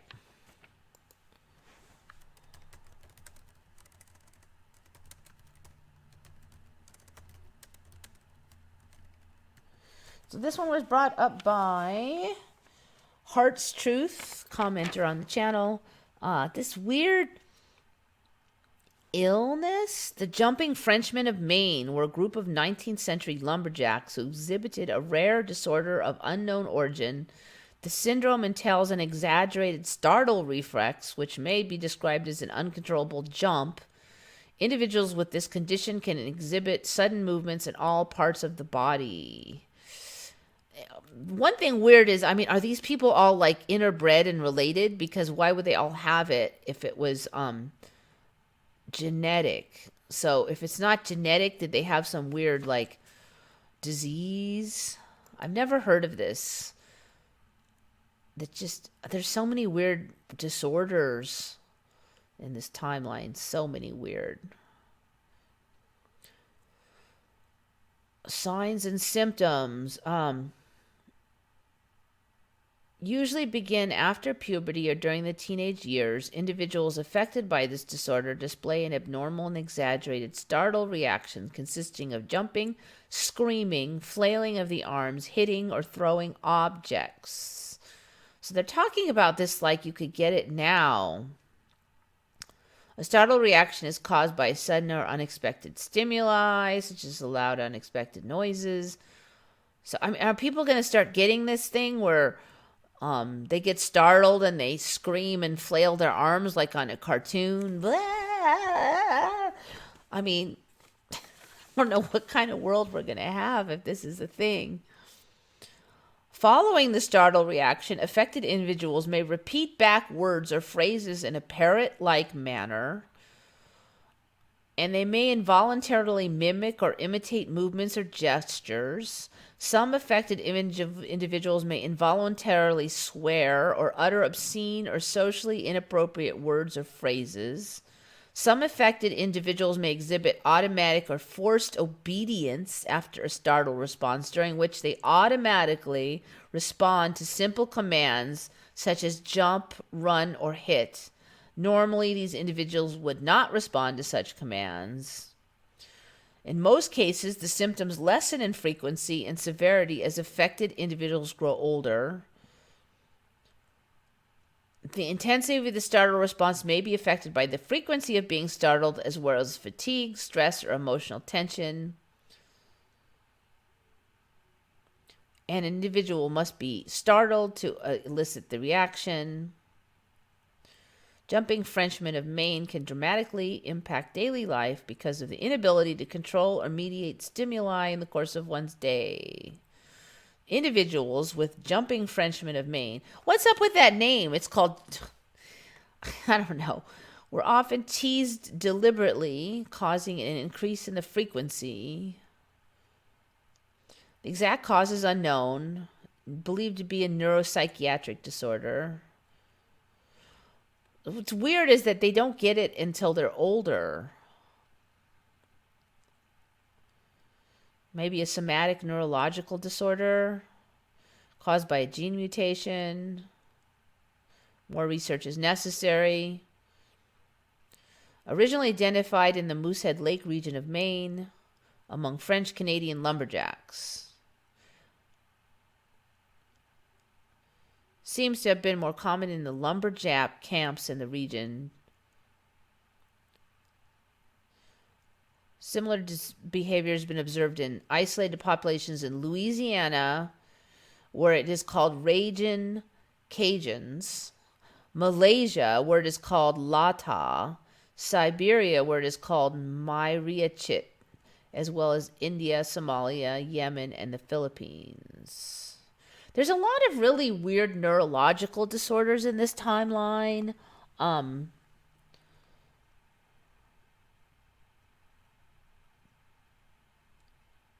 There's another one called hyperexplesia. Individuals with this disorder have an excessive startle reaction. There's a lot of things in this timeline where like their neurology doesn't work, and it's like you're not just your brain but like your nerves. So like there's a lot of ones where your neurology doesn't react to its proper stimuli, causing you to pass out, do weird things, walk on like this one, hyperflexia, unstable way of walking, Tourette's syndrome, that kind of stuff. There's a whole bunch of that. Tourette is an older one, but I don't know. They're just, it's like we're going to have, cures for cancer, but we're all going to have weird neurological problems, it sounds like. When affected individuals left the lumberjack camp, the disorder lessened in both severity and frequency. Symptoms tend to get milder with age, but more intense with stress. I don't know. Just, that's weird. So, yeah, good find. Heart's Truth. Weird. I think we're all just going to be really weird individuals in this new timeline or something. Afflicted with mild Tourette's. Yeah, the difference is they're saying it only happens after a startle. And this other stuff is not really Tourette's like flailing the arms and screaming or becoming obedient or copying words. And then the rest of the time they're normal. It's weird stuff.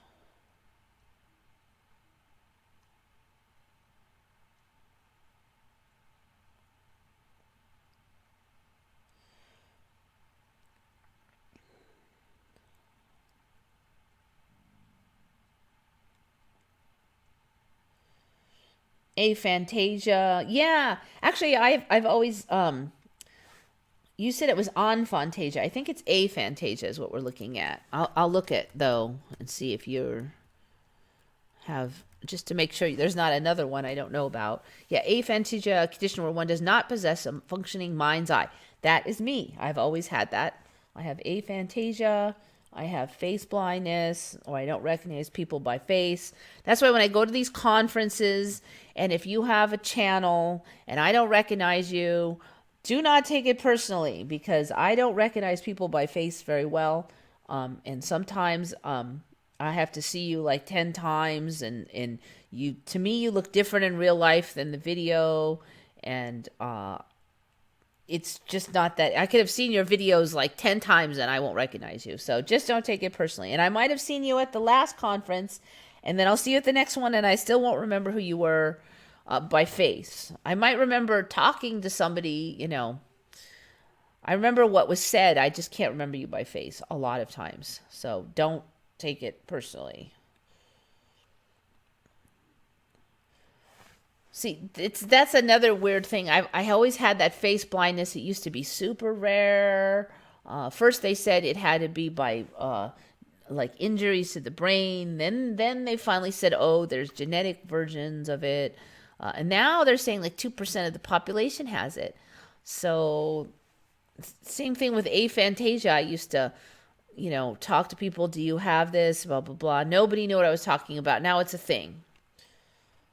So yeah, I don't know. Weird people from every timeline are getting dumped into this one, I guess. And that includes me. All right, so I'm pretty much done. I think I've covered all your stuff that I've caught.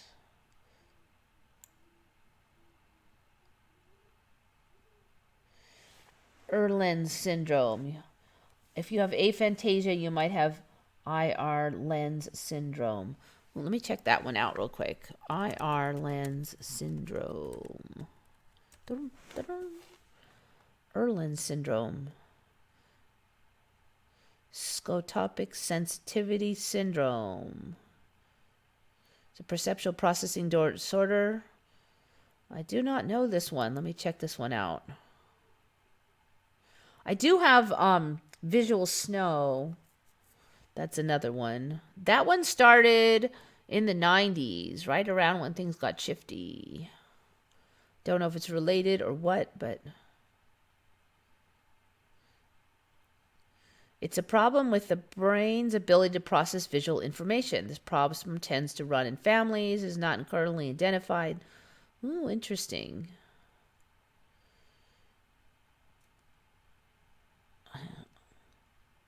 Can affect many different areas, including behavior, attention, ability to sit still, and concentration. I have to admit, I've often sucked at those things. Is not remediable and is often lifetime barrier to learning. Print looks different, environment looks different, slow or inefficient reading. No, I'm good with that. Headaches. Nah, I don't really have most of those. I'm good at sports. My depth perception is excellent. Don't really have much experience reading music, but I can copy. I'm good at copying. I'm good at math. My comprehension is decent. I'm a pretty fast reader. I don't know what they mean by print looks different, environment looks different. Then what? I mean, like, than other people, than last time I looked at it? Because then that's just the ME, man. Light sensitivity. I do sometimes get that.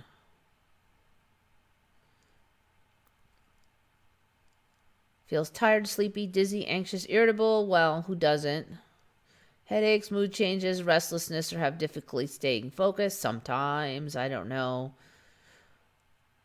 Especially with brighter fluorescent lights. Nope. I don't know. I don't really have most of these inconvenient problems, so I have a few of them, but not like any of these major ones. Skip words or lines. I do that sometimes. I have to really reread. That's something that I've only been doing the last couple of years. I'll type stuff out and I'll look back and like a whole word is gone. That did not used to be like that. Like I thought I typed it, but it's not there, so I guess I didn't type it. Tired or sleepy, fidgety or restless. Eyes that hurt or become watery. That does happen. Often people can appear to have other conditions such as attention deficit disorder and are given medication. I do think that I've had that, like a mild case of it. I do have, I'm just really impatient and I see a lot of just like I'm a little bit on the spectrum kind of a thing. I don't know. It looks like this is, I've not heard of this then. Irlen syndrome. Trouble.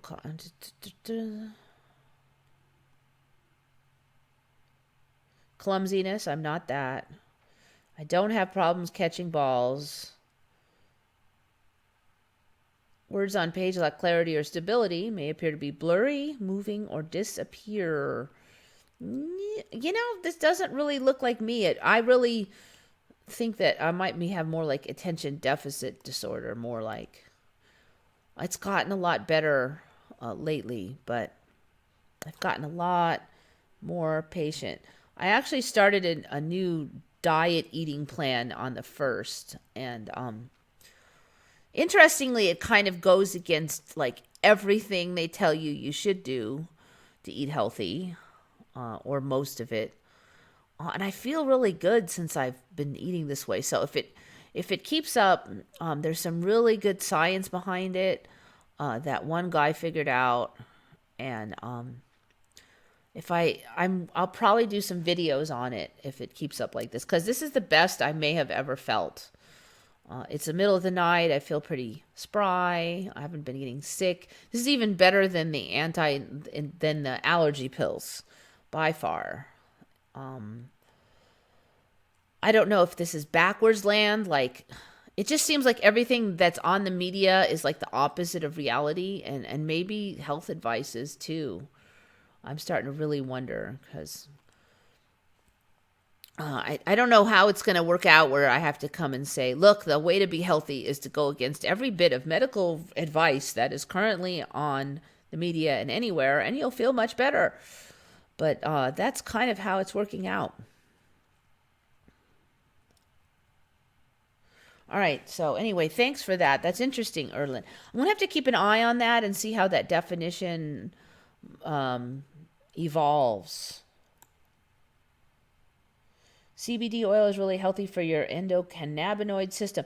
I've tried CBD oil and I have felt nothing, just nothing.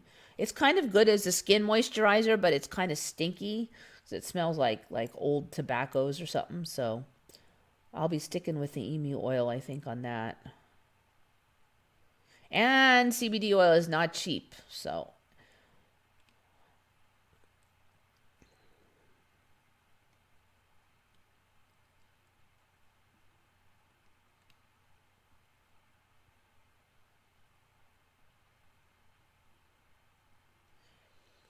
Someone, I don't remember which channel, was showing his Star Trek episodes with a piece of wreckage of the Enterprise found with 52 stars and the stripes being opposite.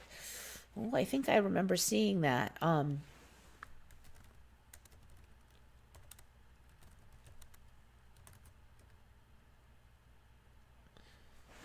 United Earth flag. Nope.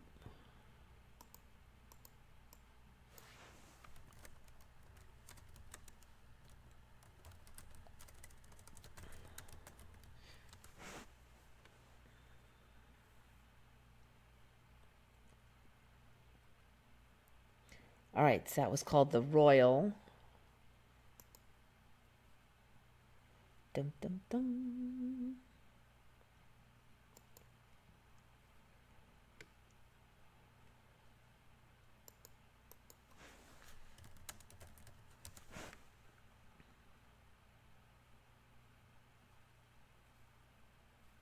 Yeah. Just checking to make sure it's still white underneath. It hasn't changed for a while for me. So we still have white underneath. This one has the red underneath. How many stars are on there? 1, 2, 3, 4, 5, 6, 7. 2, 3, 4, 5, 6. So 7, 7, 7, and 7. And this will be 6, 6, 6, and 6.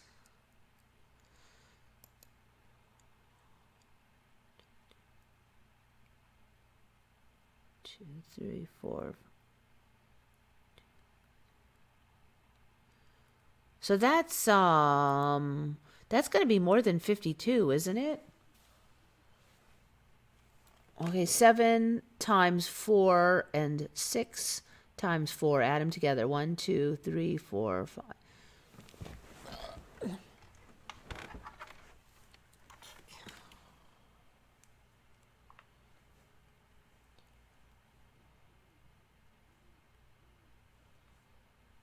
Times 4, 28. 6 times 4, 24, 28. Oh, it is 52. Oh, interesting. So it's got, and I think the current flag is my original with the white underneath. That looks right for me. But I've seen this one flip a few times. So I definitely was in a timeline. It was red underneath. It does have 52. That's interesting. Because even if, like, say the storyline here is that a few more states were added, which would be a plausible storyline. Maybe this flag is supposed to be in our future, but I can't imagine the flag would change the stripe patterns. There would be no reason to do that. 1, 2, 3, 4. 4 reds and 3 whites. So we've got 4 whites and 3 reds in the current timeline. I just don't see any reason they would do that. And this is 3 reds and 3 whites on the top. Okay, that's interesting. Okay, so there's one more stripe. There's one more stripe on ours than theirs. Yoinks. Yeah, we have one more on the top. Because we have 4 and 3, and they have 3 and 3. And here we have 2, 3, 4 and 3. No, we have 3 and 3. 1, 2, 1, 2, 1, 2. Okay, so they have 4 and 3 and 3 and 3 is what, okay, here. We have 4 and 3 and 3 and 3. They have 3 and 3 and 4 and 3. So this is a slightly different, probably because it's 52. All right, so that makes sense. If ours is a little longer and less fat, then it would set on the white one. All right, so that would be why. 52. It's not random, is it, though? I mean, they could have picked any number of extra stars, but they picked 52.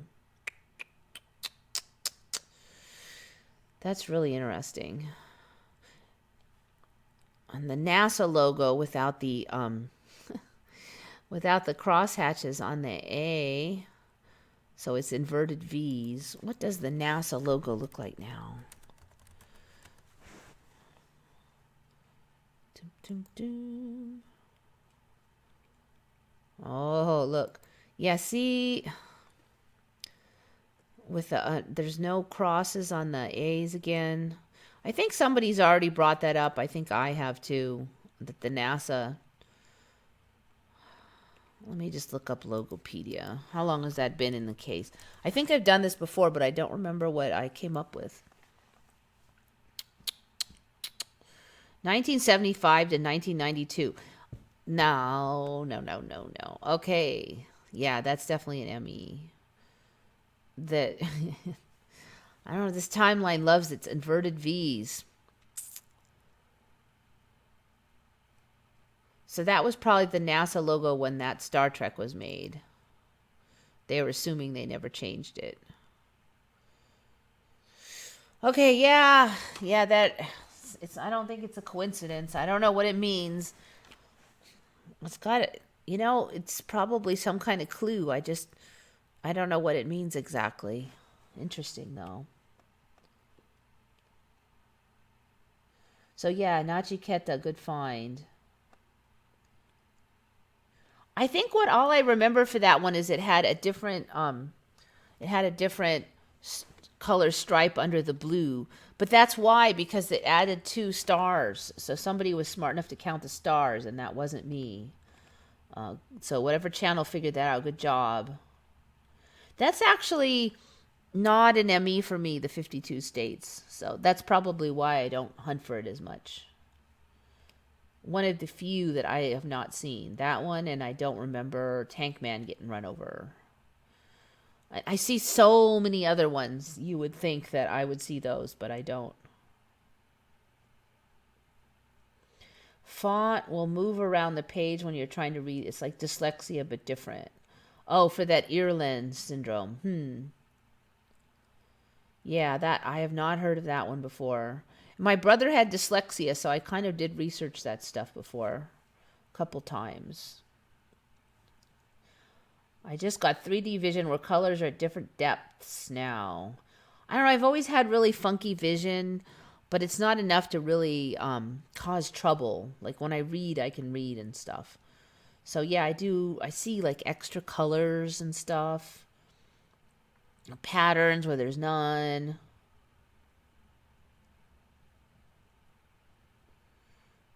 When I was in the gym, I couldn't see balls thrown at me and they would smash me in the face. Yeah, that could be a problem. Even with a lack of stereoscopic vision, you can kind of it's actually a training thing we've been doing lately is playing pickleball with one eye so we can learn to track the ball better. Because if you don't have your stereoscopic vision, then you have to really watch the ball for clues as to where it is. And we can still play. We're not as good, obviously. I can still kind of catch the ball. I could block a ball from hitting my face at least.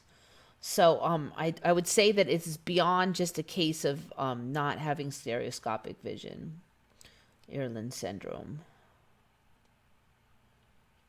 Oh, Dark Wolf put up my website, mandelaeffectresearch.com.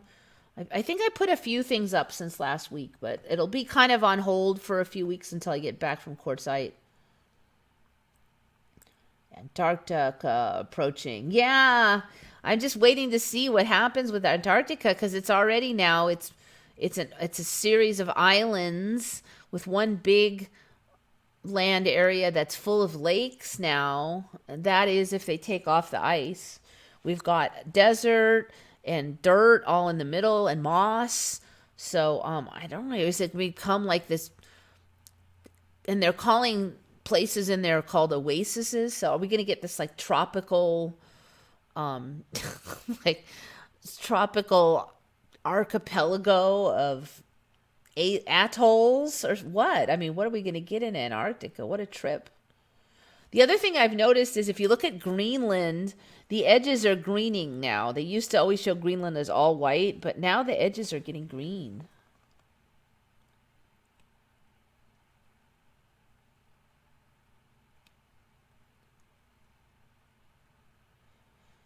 Some will never catch a ball, still normal. Yeah, who knows though? Just because you have a problem now does not mean in 5 years you won't have it anymore. I have had problems all my life that went away in recent years. Asthma and some other stuff are gone. So don't lock yourself in that whatever problems you have now can't leave. There's definitely been improvements. My ability to control my voice has improved greatly as far as singing. I can remember tunes a lot better. Not that I'm like going to be a rock star, but I've definitely noticed quite a bit of improvement in that area. So don't sell yourself short. Just because you have a problem now does not mean you're going to be stuck with it. We're always evolving. The Emmy really shows us that. Just imagine in your mind that the solution exists. Just leave that idea open that there are solutions for you. That's what I've done, and it's worked well. I mean, I haven't solved every problem I've ever had, but I have come a long way, definitely. Krypton is real. Kryptonite is real now. Is Krypton real? Because I know kryptonite is real.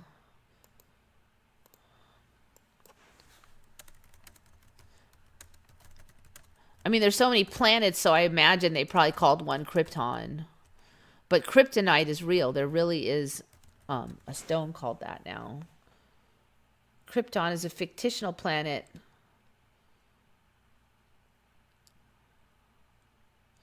Superman's home planet, Krypton, found. A prominent astrophysicist has pinned down a real location for Superman's fictional home planet of Krypton. 27.1 light years away.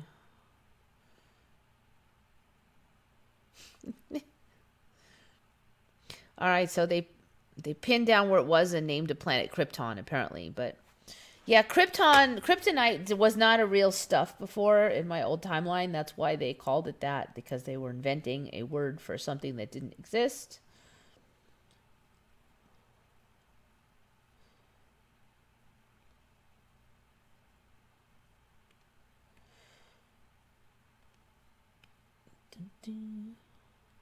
I'm not American, but I remember 52 states. Maybe that's why you do, because, it's harder to see local MEs, so.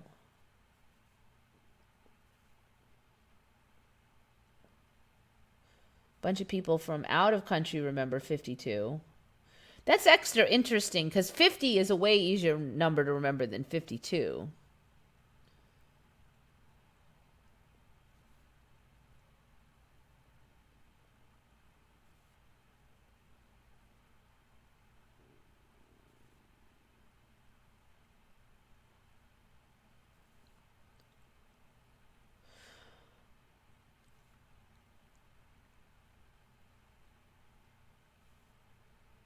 All right, anyways, time for Eva to go to bed.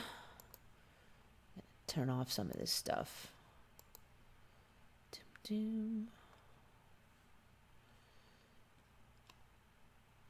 All right, thank you guys. Came up with a lot of good stuff. And think good thoughts, everyone. This is Eva signing off for Once Upon a Timeline.